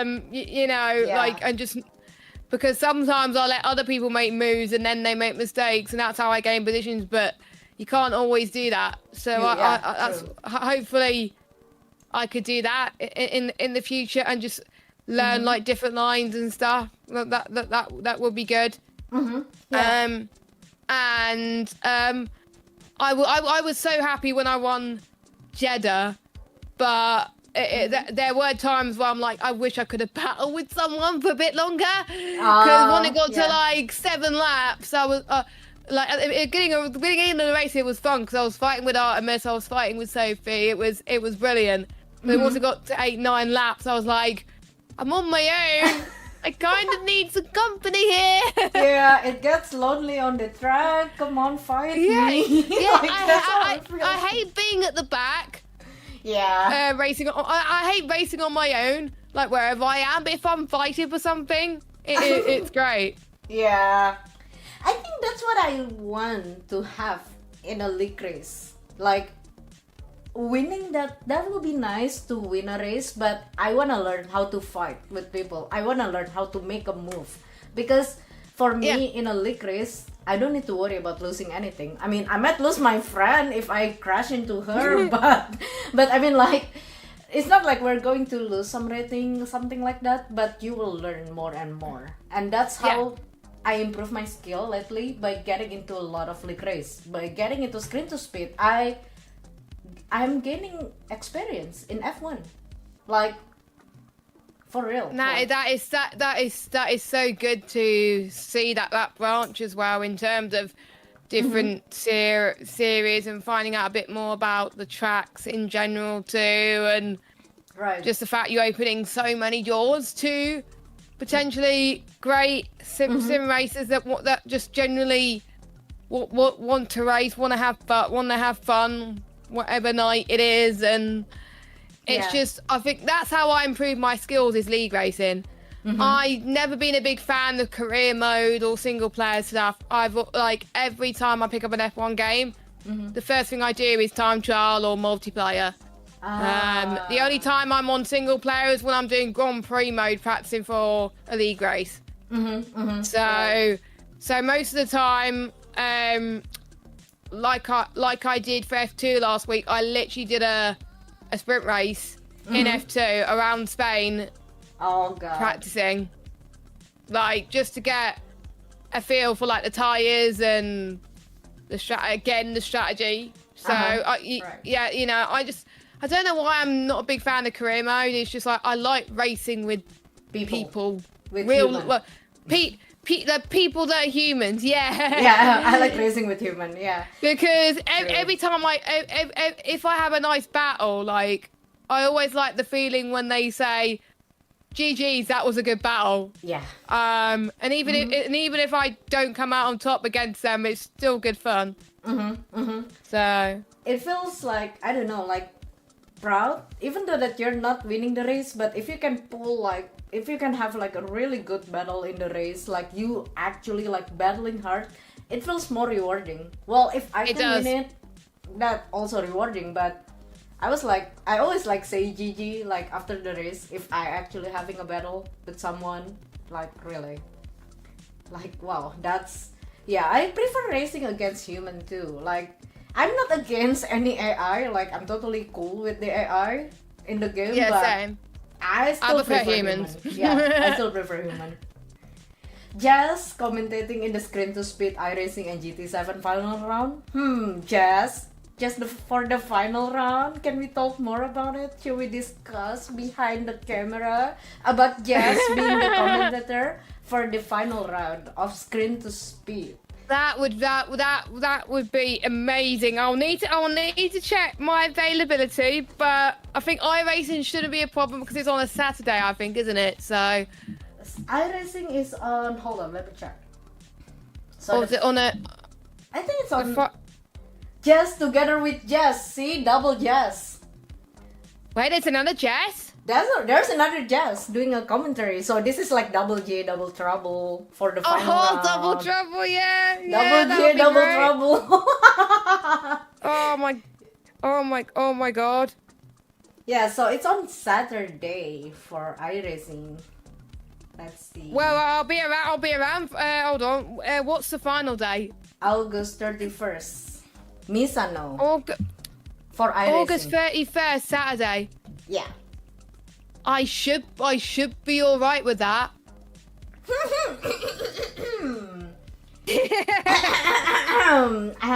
One Jess available for the final round. So, oh my god, Jess. Not GT7. I'm afraid because I've got a league that I run on Sunday nights. Oh yeah, no GT7, but iRacing, there's a big possibility. iRacing, yes, but GT7, I'm afraid not. Yeah, I have a league that I own. Right. So yeah, I need to actually figure out what the break week is actually for the league that I own. Which so basically I have Screen to Speed on Saturdays. Yes. And then at the start of August, I will then have my own league on a Sunday that I'm racing at as well. So those are the two leagues I mainly race at. I see. But it's okay. If you can do iRacing, that will be amazing because iRacing is going to be like super fun. Like And Nina it's single seaters, so it's not that much different yeah. to F1. To the F1. Yeah. It's an open wheel. Break week. Misano is one of my favorite tracks. Yes, Yvonne, I remember back in the day you were coaching me in ACC about Misano. I remember. It was like during the MFR, I think. I forgot. Like that was during my ACC era. Like you were coaching me about Misano. It's still a technical track for me. Misano is like a technical track. Misano Bootcamp. Yeah, the Misano Bootcamp. But seriously, I think we have like a different preference speaking about the racetrack. I feel like the track that you like, Yvonne, is like the track that I struggle with. Like, I don't know, just Misano, I'm not vibing with the track. I don't know. There's why. always like I always have like a group chat or like a group of commentators that I get on well. We always tend to joke about Misano sometimes. I don't know why. Oh yeah. But Misano is just. I remember watching Misano in Formula E for the first time, and it was. So there were some people that didn't like it, but I liked it because like it was so unpredictable. Yeah. I'm always happy to help. I will contact you when I need help. But all this time, I'm always avoiding that track. Every time I see that track on calendar in iRacing, I'm like pretend like I'm not looking at it, like skip. The annoying thing is the break week for my league is a week before the finals in GT7, so that's came at a very bad time. No. It's annoying, but yeah, count me in for iRacing. Yes. We will see Jess commentating in iRacing for the final round of Screen to Speed Summer Cup. I'm super excited, not gonna lie. For the Summer Cup in iRacing, I'm super excited because we will have another new names on the grid. Like, a lot of new How many have names. you got so far? How many have you got so far in the iRacing lot? I don't know yet because I'm mostly working on the social media and also like inviting the girls. But I believe Sophie got the data and everything. But yeah, I don't know. But at least I hope you'll girls get people anyway. Oh yeah, don't worry. Like, don't worry. New names, old names, they're coming back. And of course, we will have Alu Gobi joining the Summer Cup. So Alu Gobi is like one of the OG Screen to Speed contestant. Screen to Speed. We have a handful. We always need more. That's the beauty, isn't it? Like, it's some good tracks as well. Spa, I love Spa. Oh yeah, Spa in F4 is gonna be fun. A Spa in F4 is gonna be fun. Like, super fun. Super fun. Snetterton, what do you think about that track? I don't race a lot in that track. Snetterton, I don't race it either, but my mum and dad been to a British touring car race in real life and they liked it there. Ah. So yeah, it pretty decent. Can be a bit of chaos at times, but it's a really great race in there. Yeah. So that's good. I know Laguna Seca, that was at IndyCar recently, I believe. Yes, IndyCar. That's a pretty good track, but there's some people that have a love-hate relationship with that track. I can tell. Yeah. It's a challenging track. I remember when I used to do the rookies in iRacing, when I used to have a go at Laguna Seca in the Mazdas, I always struggled at the corkscrew. Yeah. It was ridiculous. Yeah, the corkscrew gonna be fun. Like seeing these girls racing in F4 in Laguna Seca, it's gonna be full of action. Like, woohoo, you know, like I'm having a love-hate relationship with Laguna Seca. Like, sometimes I'm liking it, sometimes like meh. I believe it's like the most technical track in United States, Laguna Seca. No idea. What else do we have in America, like technical? We have Watkins, Glen. Oh, I like Watkins Glen. I love Watkins. I think I remember doing Project Cars commentary and commentated on that one a lot. I did. Oh yeah. I helped out with Watkins Glen commentary once for a 6-hour endurance race. I didn't do the full 6 hours, luckily. But yeah, that was good. Yeah, Glen. I like the flow of the track, Glen. Like, it's so beautiful. Yeah, it is nice. lovely. Yeah. Road America also alright.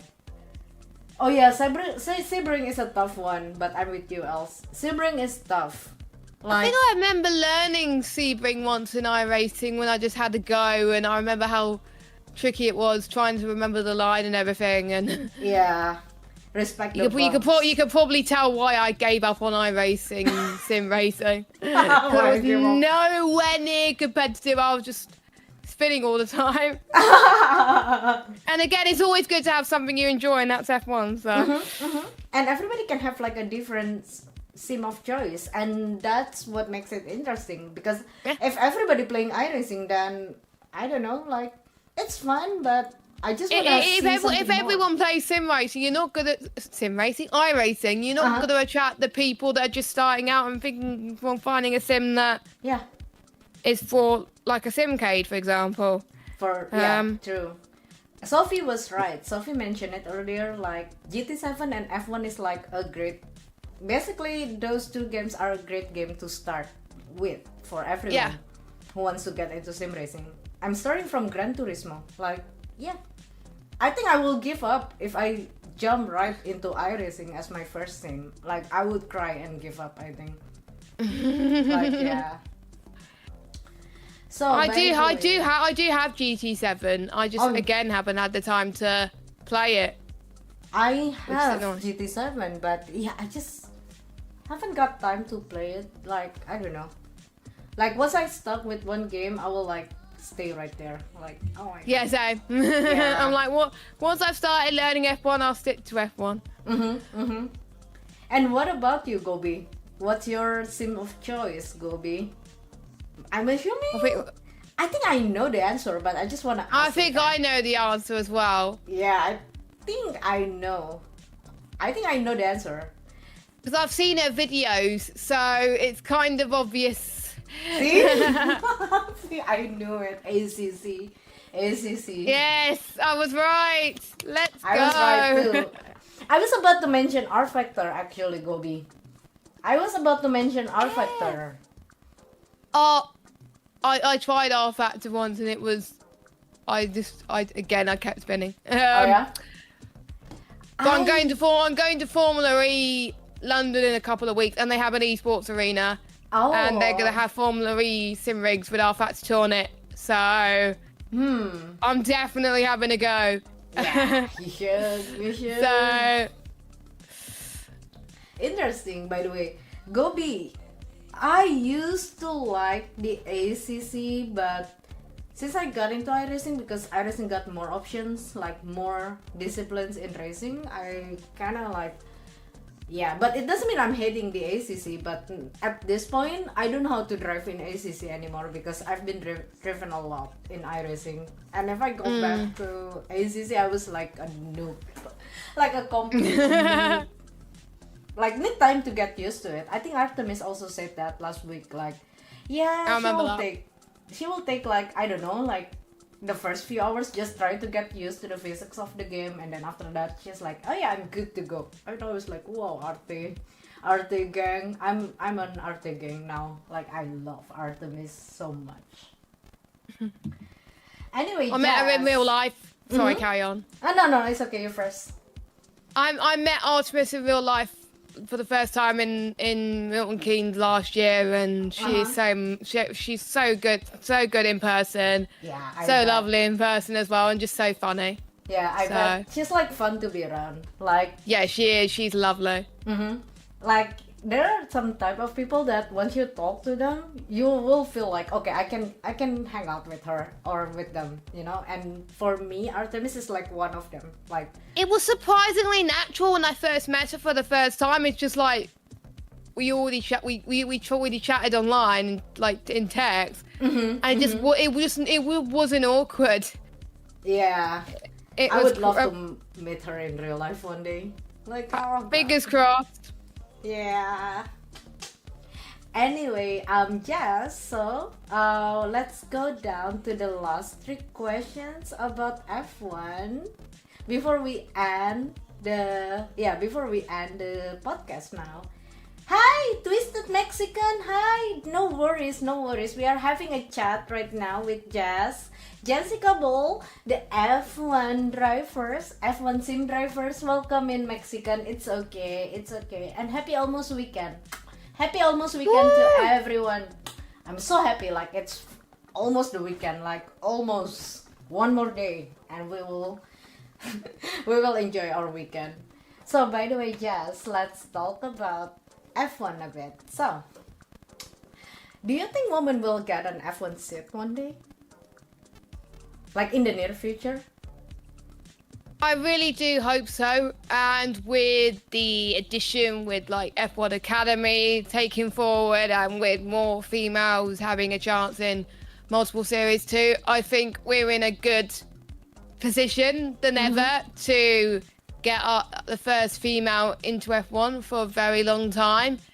And if I was to pick someone, it would probably either be Abby. Yeah. It will be either Dorian. Or the champion from last season. I can't remember her name, but her. Or maybe Jamie Chadwick if she's not concentrating on Indy.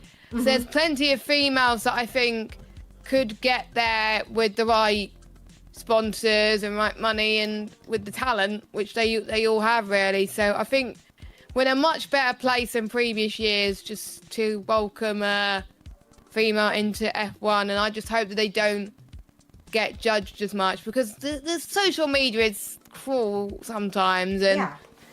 It is. like I really hope they get into F1, but I hope they get into F1 not just because they meet the quota, but because they're good. Right. Like, so Right. Because they deserve it. Like, yeah. they do. Yeah. I kind of rooting for Abby. She's naturally good in open wheel, I think. Abby Pulling. I'm rooting for her. Dorian, she got the potential. But I think it's pretty new for her, right? For Dorian. She only started single seat last year. Yeah. So, yeah. I kind of rooting But for her I think she also. only struggled in Spain because she's still recovering from a rib injury. Yeah, true. So she's still not quite up to where she was in Jeddah and Miami. Yeah. She hasn't reached the top of the game yet. Like, yeah, she's still like recovering. She'll be back. He will be back. Because I remember she was like dominating the first race, right? Like the first 2 races. He was, yeah. I was like, oh god, this lady is so good. Like crazy. But it's a shame that, oh my god, she got penalty, right? Because she crossed the finish line twice. Oh my god! Like I was like, what was she doing? Do not laugh. like in the replays, you could see the flag, and so Yeah. I was like, oh, I couldn't see it, but in the replays, you could see the flag.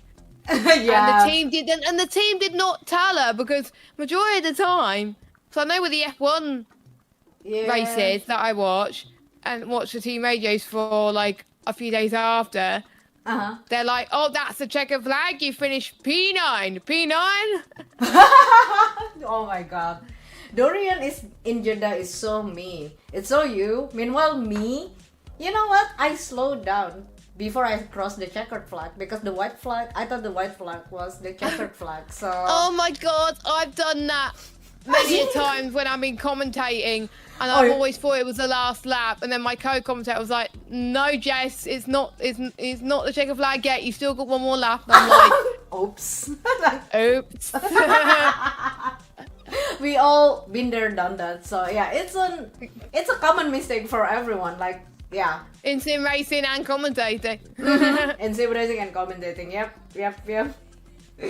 And anyway, Jess, so is there okay, 3 F1 track that should be taken out from the calendar? Spicy. Very spicy. Very Now, spicy. I think there is a lot of street tracks that I think. Oh, it's I need to get the F1 calendar, to be honest, because I know it's in the future, but why are we going to Madrid in 26 where Barcelona proved to be a very good race last time out? Yeah. It was excellent, and they're only gonna have one more race in it. So I think Barcelona should stay. Let me get the calendar up. Currently, I think this is tough. I think get rid of Baku. It's always been quite boring. Get rid of Baku. Trying to think. Get rid of. I know it's a good track in general, but get rid of Zandvoort. You can hardly overtake. And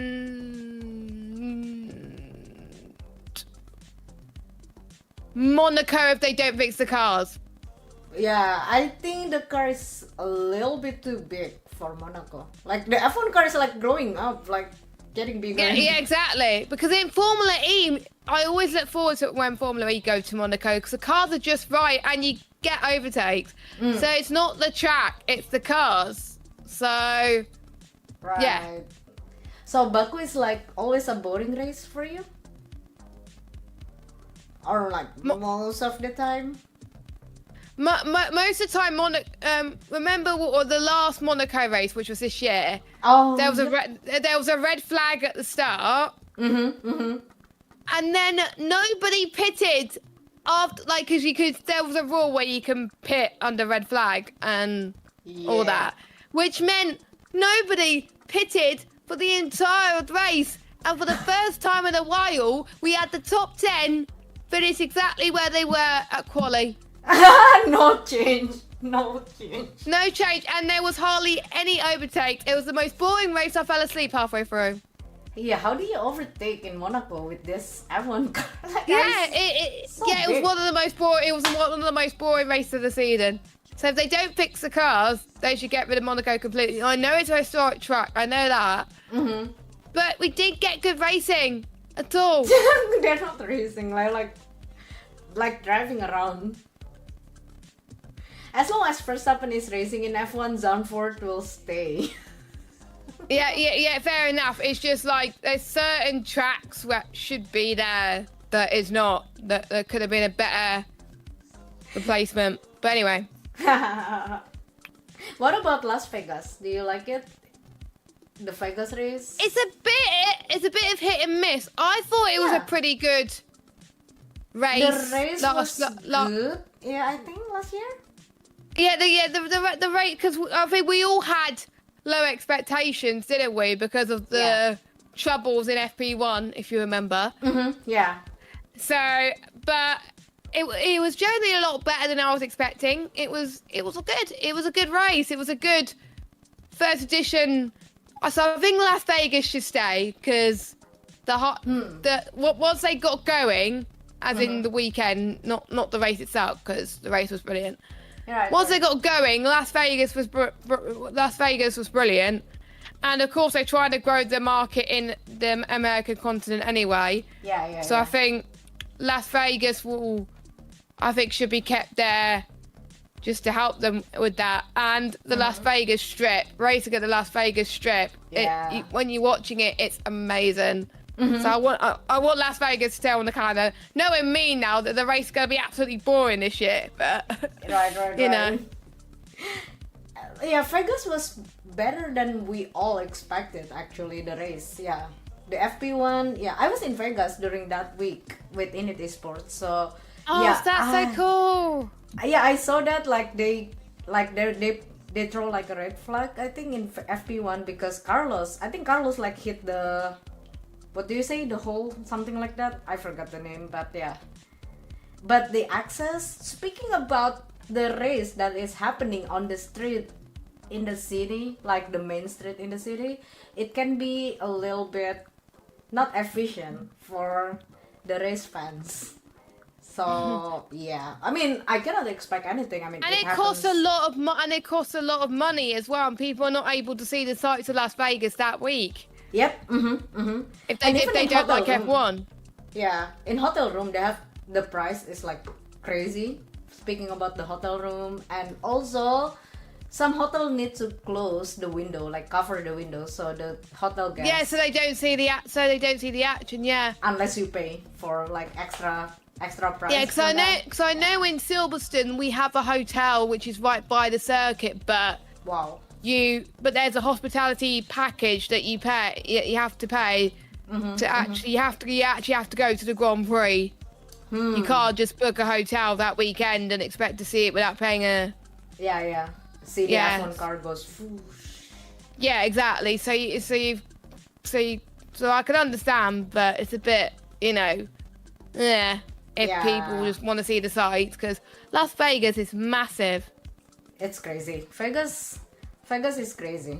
Like, okay, I would love to see more action on the track this year, because last year I'm not saying last year was a mess. I think it was okay, but it was the first race in Vegas. So, I believe they will improve the experience for all the race fans like this year.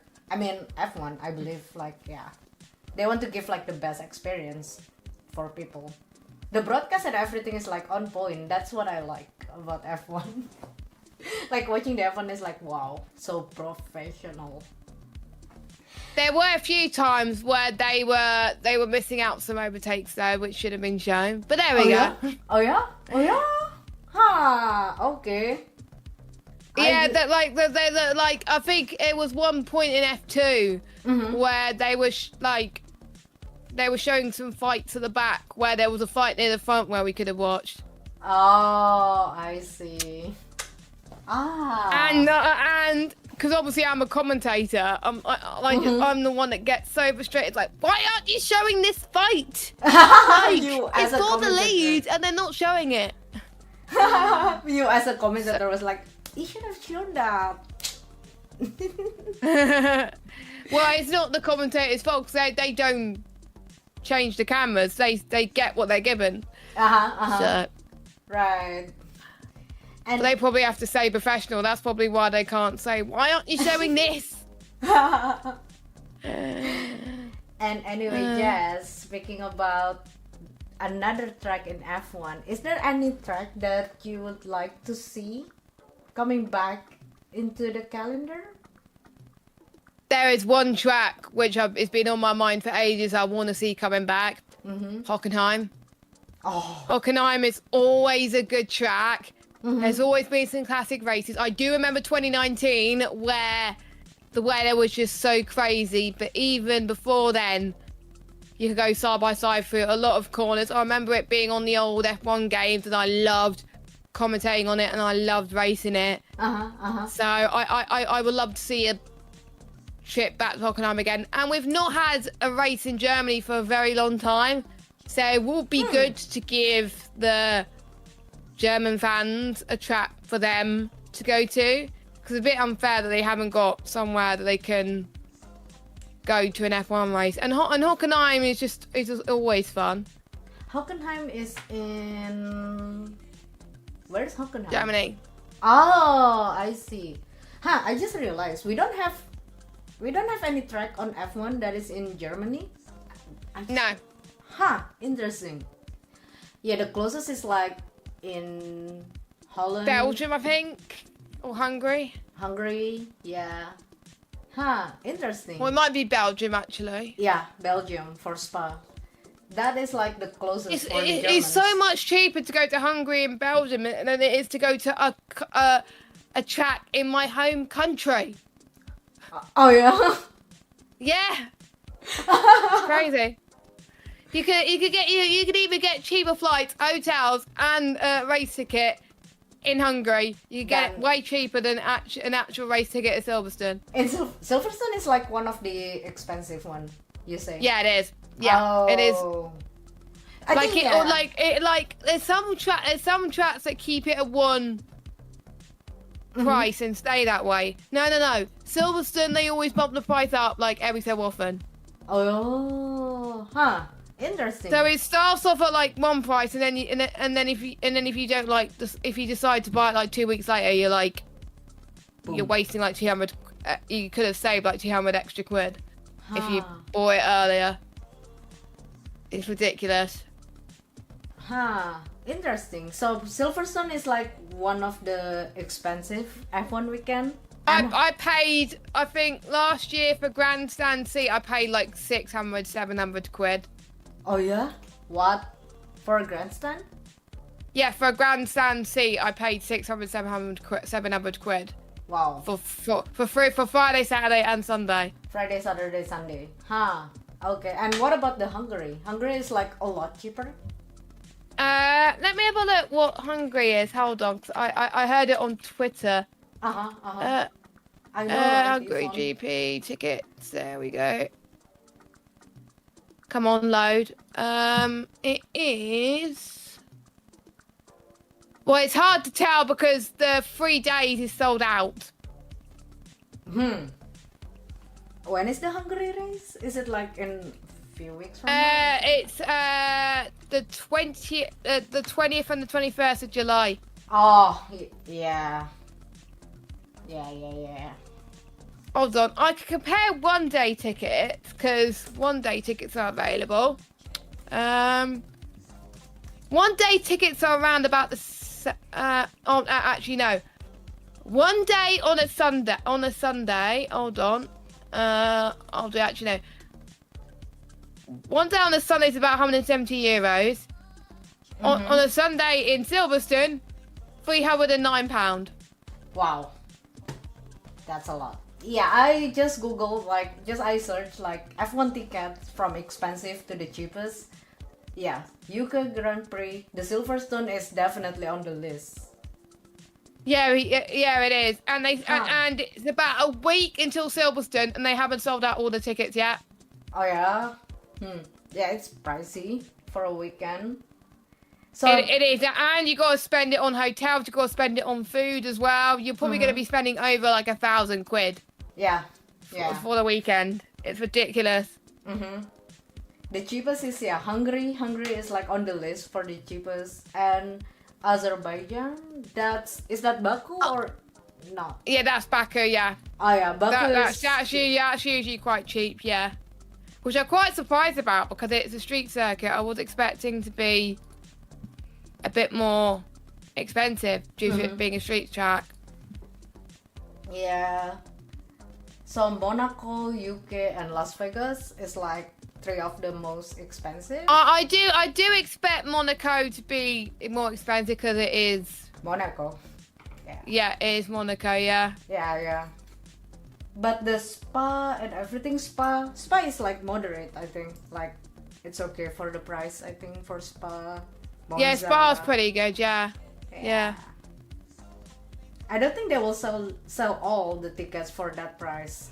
Yeah, I don't think I don't know if it will sold out or not. Yeah, but the price is crazy. Like wow.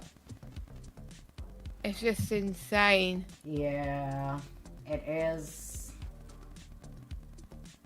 Oh wait, we have the one in China. Oh wait, China Grand Prix is like coming back this year. It already was back. It's the cheapest one. Yeah, that's the cheapest one. Oh wait, I thought we're not racing in China Grand Prix anymore. No, China was I think in March or April I think it was. The Shanghai International Circuit.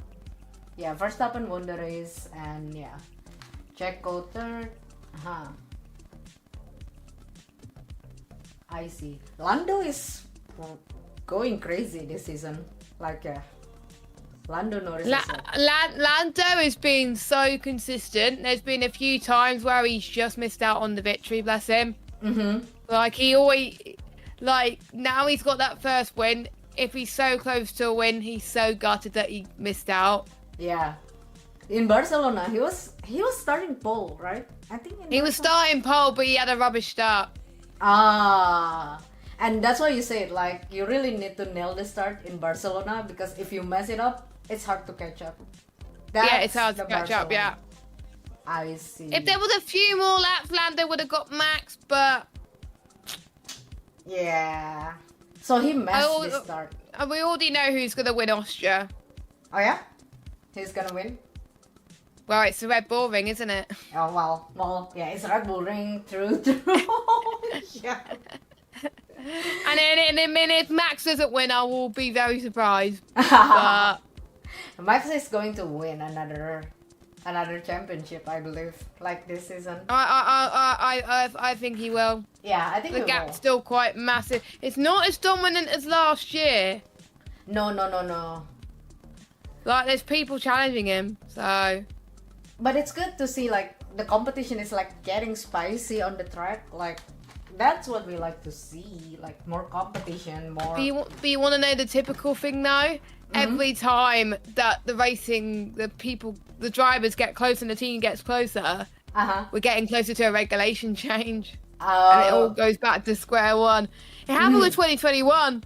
The racing got so much closer. Regulation change. 2024. racing getting closer. 2026, regulation change.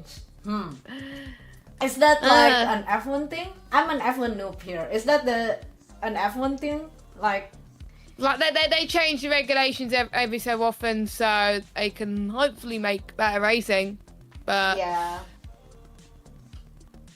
Right. F1 2022 regulations didn't make that much of a difference, unfortunately. And what do you think about the regulation in 26? Like, do you think it's gonna make like a really big change on the F1 or? I think it's hard to judge until we actually get racing, because I think I remember when I was looking at the 22 regs, I was like, oh, I think it's gonna be so great. It's gonna be all good with hardly any dirty air, and then, well, that never happened. Well, that my expectations never happened. So I've learned to not have any expectations until the first race in Bahrain. If the first race in Bahrain is good for the new regs, then then I can say my thoughts there. Right. So I guess we gotta wait until 2026, right? Yeah, March 2026. Yeah. So will we have a new team in 26? Because I heard like Audi wants to start a team. Audi's not a new team. They're gonna be taking over Kick Sauber. Oh, so Audi will take the Kick Sauber. Oh. Yes. Oh, I thought they're like starting a new team. Oh, I see. No. Hulkenberg joined Sauber 25 and 26. The main purpose of that, so he could be in the Audi team in 26. Interesting. I see. And and where do you think Sainz will go in 2025? I'm starting to think Williams is more likely, but there was rumours that he could go to Alpine. But I'm starting to think that Williams is more likely, even though it's a downgrade, but I don't think I can see him go anywhere else with the teams we got left. Yeah, right. Because, wait, who's gonna fill out the Hamilton seat in Mercedes for next season?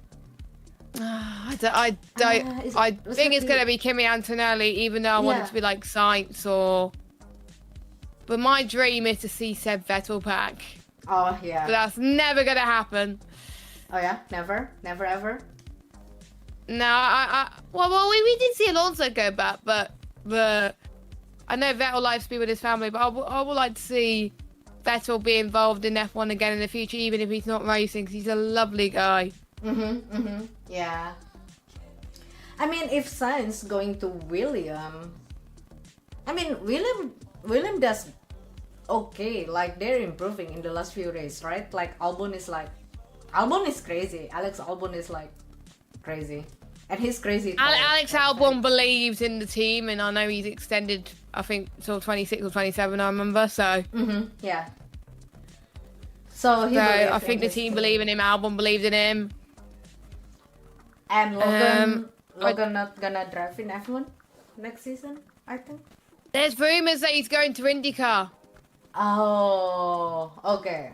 He's going to IndyCar probably, right? Which I think could be a good move. I think, because it's like near his home and like it'll be in a good environment and stuff. And maybe, yeah. It'll be Prema are going to IndyCar for 25. I could see him race for them. Oh, yeah. There's a potential that he could. Yeah. So I think if Logan is going F1 seat, I'm almost certain that he's probably going to go to IndyCar. Yeah. Probably IndyCar will good for him. Probably. Like, I don't know about F1. We see a lot of F1 drivers go to IndyCar. Grosjean, Power technically he's not an F1 driver, but he tested for an F1 team, so... Yeah. We'll see. Will be interesting if Logan going to NASCAR. Like, nah, I think he will be IndyCar, like, kind of thing. Yeah, I think he will be at a racing series next year, but just not F1. Yeah. This is his second year in F1, right? I think this year is like his second year in F1. I think it's his second or third. So Oh wait, oh really?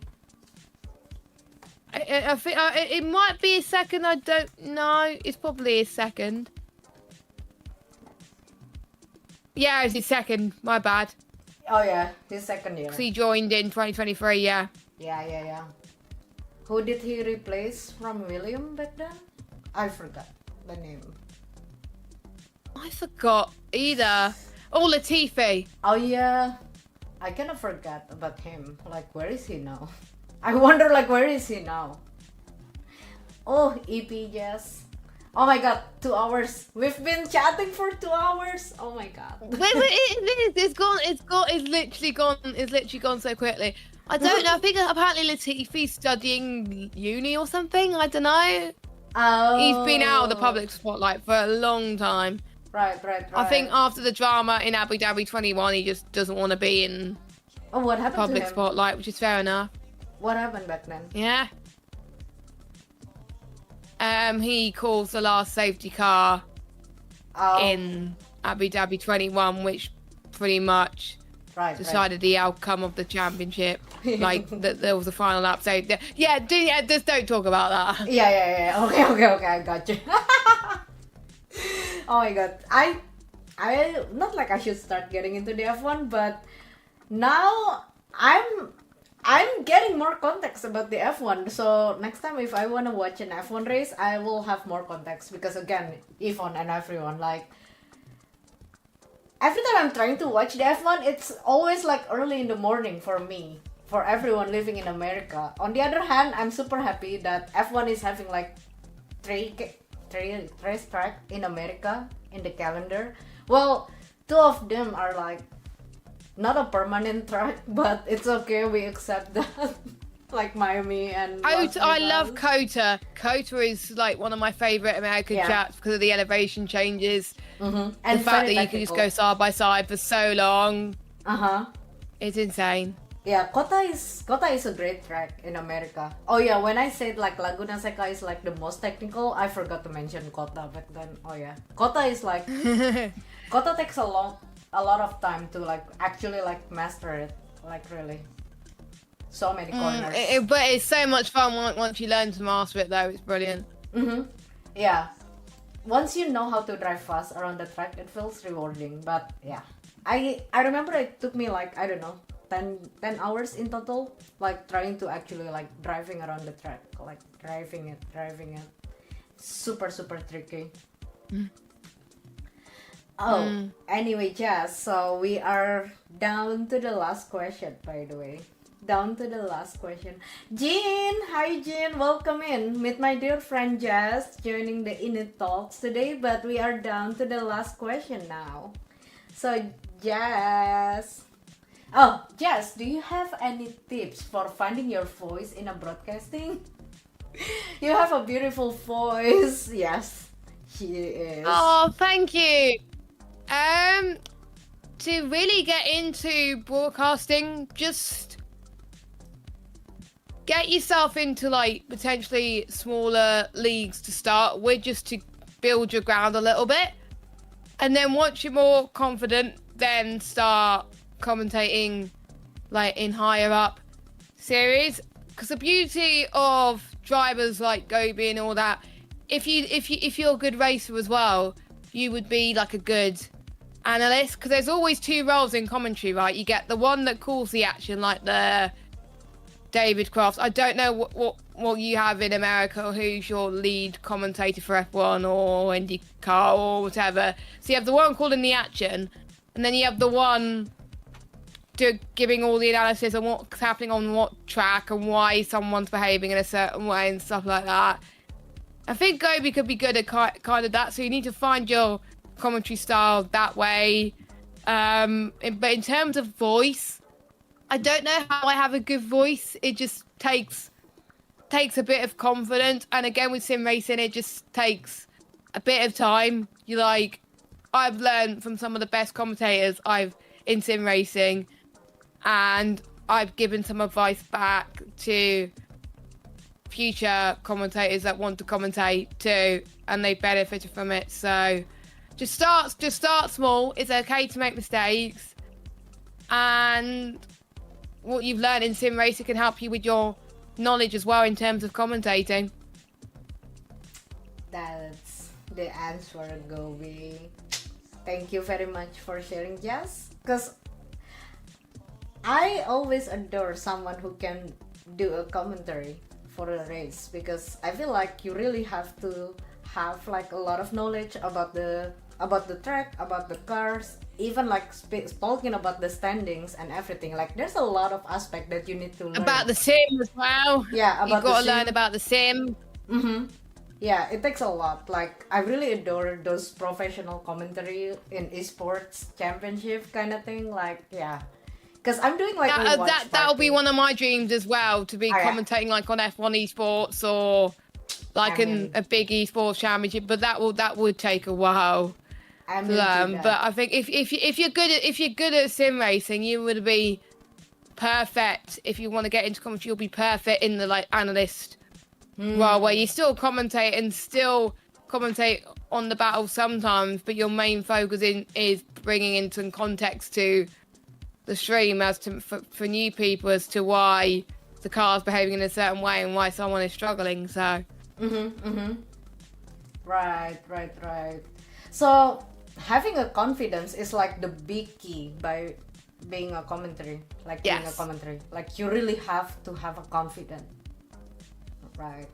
And that's the beauty of it was the beauty of lockdown, wasn't it? We had so many new people that started out, and people were able to find their voices because they were sharing their voices to a computer screen, not like to an audience of people that can see you. Right. So it is definitely, because usually with my autism I have trouble having eye contact, but I have to have my camera on a bit more often now in the leagues that I'm in, and it's given me more confidence there. I do remember my first real life gig in Silverstone last year with Formula Student.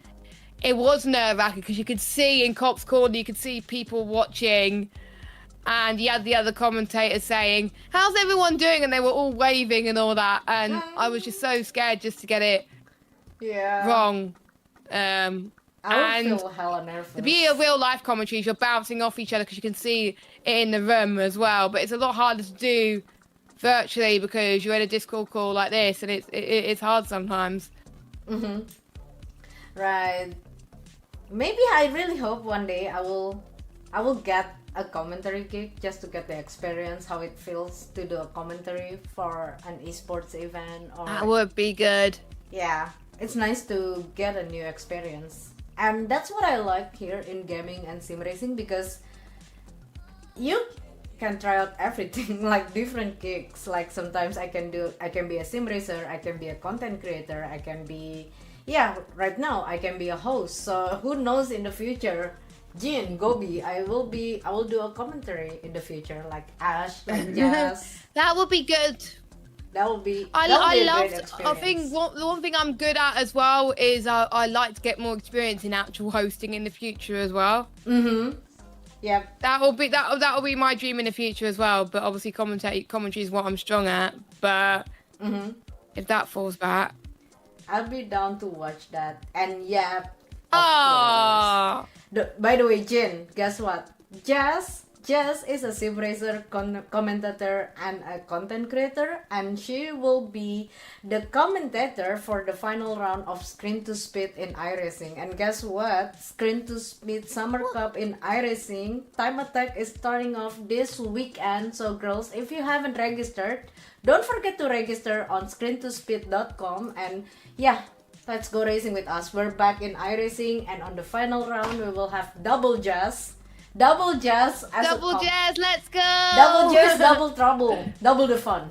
Yeah, it's crazy. You won't want to miss it. And there's still space in the F1 side as well. So the next round is Miami. So if you are interested, sign up on the website. Join. Get involved. Come and join. We need more girls to race with us, because you know what? it's not like you can find like a female league race, female dedicated league race in every sim. So we are here to provide you girls like one of the most competitive sim racing competition. Yes, screen2speed.com. Hell yeah, good stuff. Looking forward to seeing And I think I'm the guest streamer for Saturday's race. Yes, and Jess will also. So I still haven't tested the F1 game on PC yet, but I'm doing that tomorrow. So, but yeah, I'll be streaming on this channel on Saturday at 7. Well, I can't remember what time it is. 8 p.m. CEST, I believe. So yeah, so I will be streaming on this. I'm probably gonna end up not winning now because I'm streaming, but there we go. It's okay. It happens. It's okay. Yeah, again, if I'm battling with someone and don't win, that's fine. It's fine. As long as you're having fun, you're having a good battle. Exactly. Yeah. So that's the thing. Like when you are off camera, it's your time to be serious, competitive. But when the camera is on, it's all about the vibes. I won't have. I can't get my camera to my rig, so I won't have it on. I see. So no camera, just a good vibe. Yeah. No camera, just my voice. Yeah. Just voice. At least you have a beautiful voice. Hey, WaitC89, thank you so much for the follow. Ash, thank you so much for the follow. Thank you. Enjoy your time here. You guys are very awesome. Guys, meet Jess, Jessica, my dear friend. Our F1 girls. Hi, Ash. Jess is amazing. I know, right? She is super amazing. She is amazing and she's so talented. That's what I like about her. Welcome, everyone. Just see something in the chat. Not gonna be like watching Elz and her girl face. Don't worry. Just not gonna girl at you. Just gonna be very... Don't worry. Jess doesn't like to grrr like me when I'm driving. Don't worry. Honestly, I had fun on Saturday in a Discord call with Yvonne and Sophie. I chatted with them for the first time, and it was just so much fun racing with them. It was so good. Oh my god. Elz is always grrr. Yeah, I'm quite always, but it's for extra energy. Ash. It's for content. It's for content. See? We are the content creator. We're saying it. It's for content. It was great. Oh my god, yes. That was great. Like, I'm glad you're having fun in the first round. And I'm happy you win it the first round. So, we'll see about the second one. Second one, we'll be racing in Miami. We'll see what happens in the second round. Yeah. I'll need to do some more practice, but you know, we'll see what we can do. Yeah, of course, and always do your best. That's the most important. If you win, that's great. And you as well. The more experience you get in the league, I think I can see you improve quite a bit. In this league as well. The more experience you get, so yeah. You need to start practicing tomorrow. It looks like all the girls will start practicing tomorrow. So tomorrow. I did time trial today, and that's it. I haven't done any race trims yet. Oh yeah. I've just did time trial. I'm just gonna do time trial as long as I remember the track. I'm good to race. So if Sap's still here, I don't know if he's still here in the stream, but if he hear this, he will be like, "Oh God, Elz, here we go again." But it's okay. It's okay. Just hope you don't bump into someone in the formations at this time. Don't tell me to drive through the car information lap, Sap. And the good thing is I follow him. Like, oh, drive through, okay. Yeah, I was watching your Instagram reel. I was like, yeah, what? I was like, why did Seb tell you to do that? It was crazy. I was like, no, you don't do that. Dude, the car is not a ghost. Why did I follow him? I will do the opposite next time. If Seb tells me to drive through, I will hit the brake. Like, no, I don't believe you. Whatever you say, I will do the opposite of it. I'm not believing in Seb anymore. No, don't worry, I'm just joking. Oh, that's gonna. I think I'm almost certain there's gonna be more safety cars than what we saw in Jeddah. But anyway. That's great, by the way, Jin. I'm so happy. I saw Jamie's stream last night. She was making such a big improvement in Road Atlanta. I'm super happy. Honestly, I don't know if I will race in iRacing because of my schedule. Like, I already compete in F1. I want to put my focus in F1. Like, this is the chance for me to gain experience. Like, driving with the Red Bull Girls. So, I already got like, like this oval league race in iRacing. So, I'm not sure if I can compete like full time in iRacing part. But I actually want to get better in F1. Like, you know what, Jess? That first round in Jeddah really like feels like a wake up call for me. Like, you're so sucks in this game. Spend more time, get better at it. You know? Like, it really like give me a wake up call. Like, doesn't matter if you're good in other sim. Getting into the new one doesn't mean like you know how to drive or you know the rules of the game and everything. It's the same with any series, isn't it? Any new game. Just because you're good in like F1, it doesn't mean you're going to be good in like iRacing. Yeah. Mm-hmm.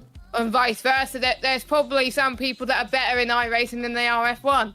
Yeah, and like for example, like we have like lots of good GT players. And it doesn't mean like they will smash it, like totally smash the aliens in iRacing and vice versa. So, yeah, like in iRacing, my main focus, Jim, is racing in oval. Like that's my main disciplines in iRacing. Well, and a bit of open wheel, of course, like some road racing, some formula. But I kind of putting my focus now in the F1 game because I wanna get into like to the point that I'm actually racing in screen to speed instead of like trying to survive, like learning how to race. Not driving behind. I want to get better in it too. I think when I first started in F1, my main goal was just to finish the race. Yeah. That was my main goal. Then it was points. I was just like, I want to get points. And I was like, I was always finishing like a place below points all the time. I think one season I was just like, how could I not get points? I've been so close every time. So close yet so far for you, like. Yeah, and then it's all and then it's so. Yeah. But yeah, that's my kind of main priority for now. Speaking about the formula, like I actually wanna like race, like actually wanna race Jen in F1 game, not like figuring out what should I do, what should I. Elz is an emotional support portion who will escort you off the track if you are just. Wow.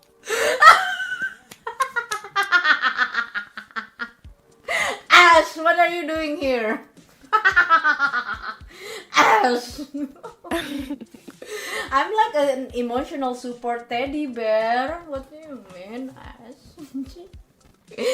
Anyway, Jess, before we end the stream, I got one last question for you, Jess, because we almost hit the 3 hours mark in 30 minutes. Oh, God. And I need sleep soon, because I've got work in the morning. Yes, because, Jess live in the Europe, in the UK, and I live in America. It's still morning for me, but it's kind of late for her, so let's... Yeah, it's 9:25 UK time. UK time. In the evening. So yeah, okay. Down to the last question. Three best F1 race in the history for you. Like the best moment. Most people when they ask me what my favourite race is in F1, I always give them the same answer. It's got to be one of my favourite races. Got to be Canada 2011, just because you didn't know. Like no one gave up. Jenson Button somehow still won with like the million pit stops that he made. It was crazy. So that was good.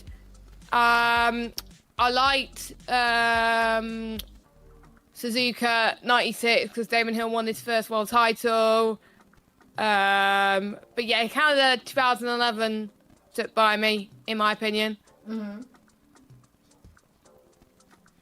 I'm not just saying that because I'm a Jess Jenson Button fan, but it was a good race. Right. And also, is there anything that you want to say to the girls out there who wants to start doing sim racing in any games?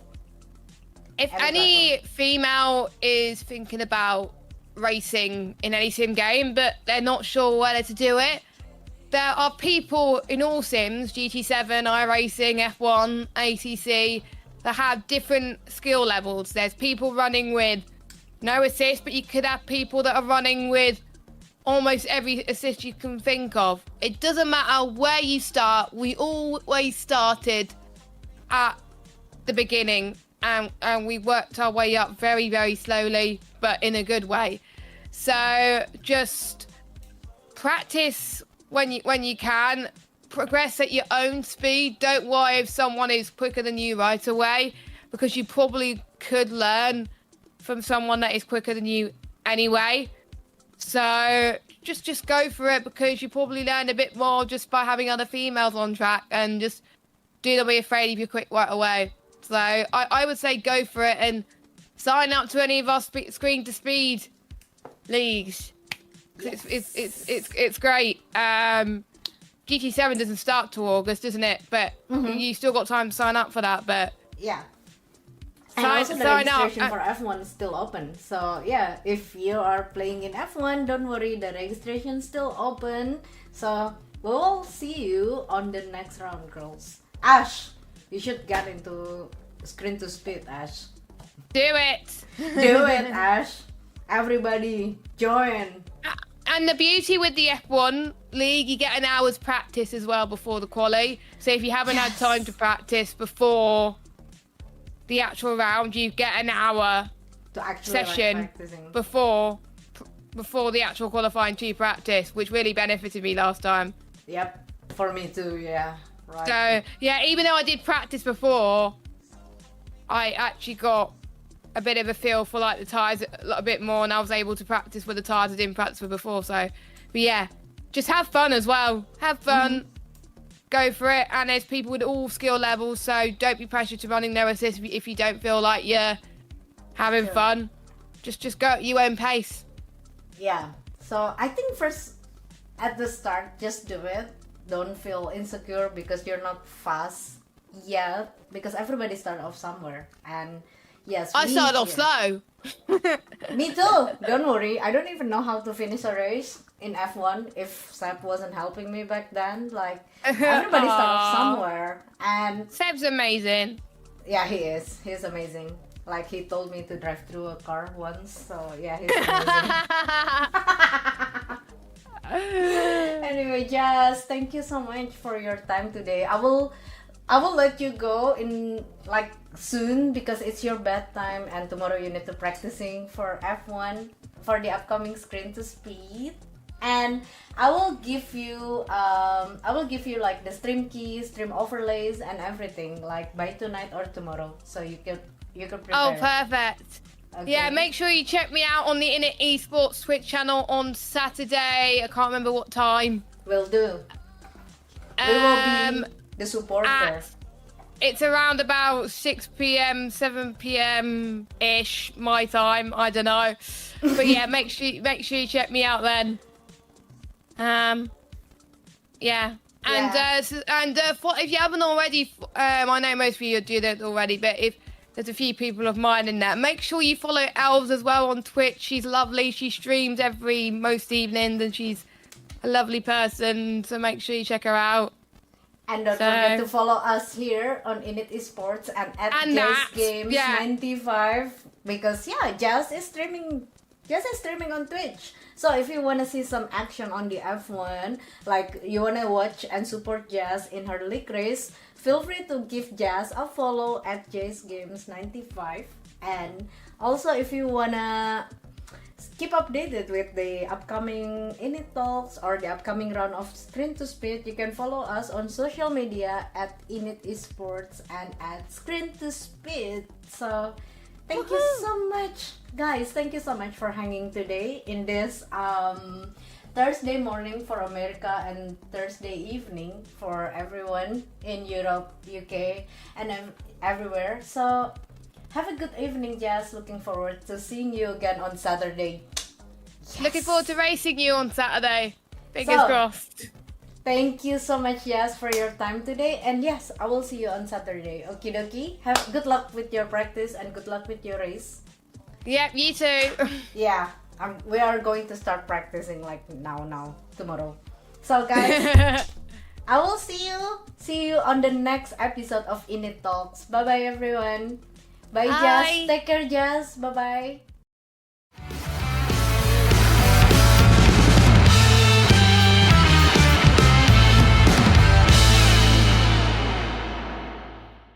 INIT Esports focuses on sim racing events and digital tournaments. They bring esports content to fans and sponsorship opportunities to brands while maximizing audience reach across multiple sports, industries, and platforms.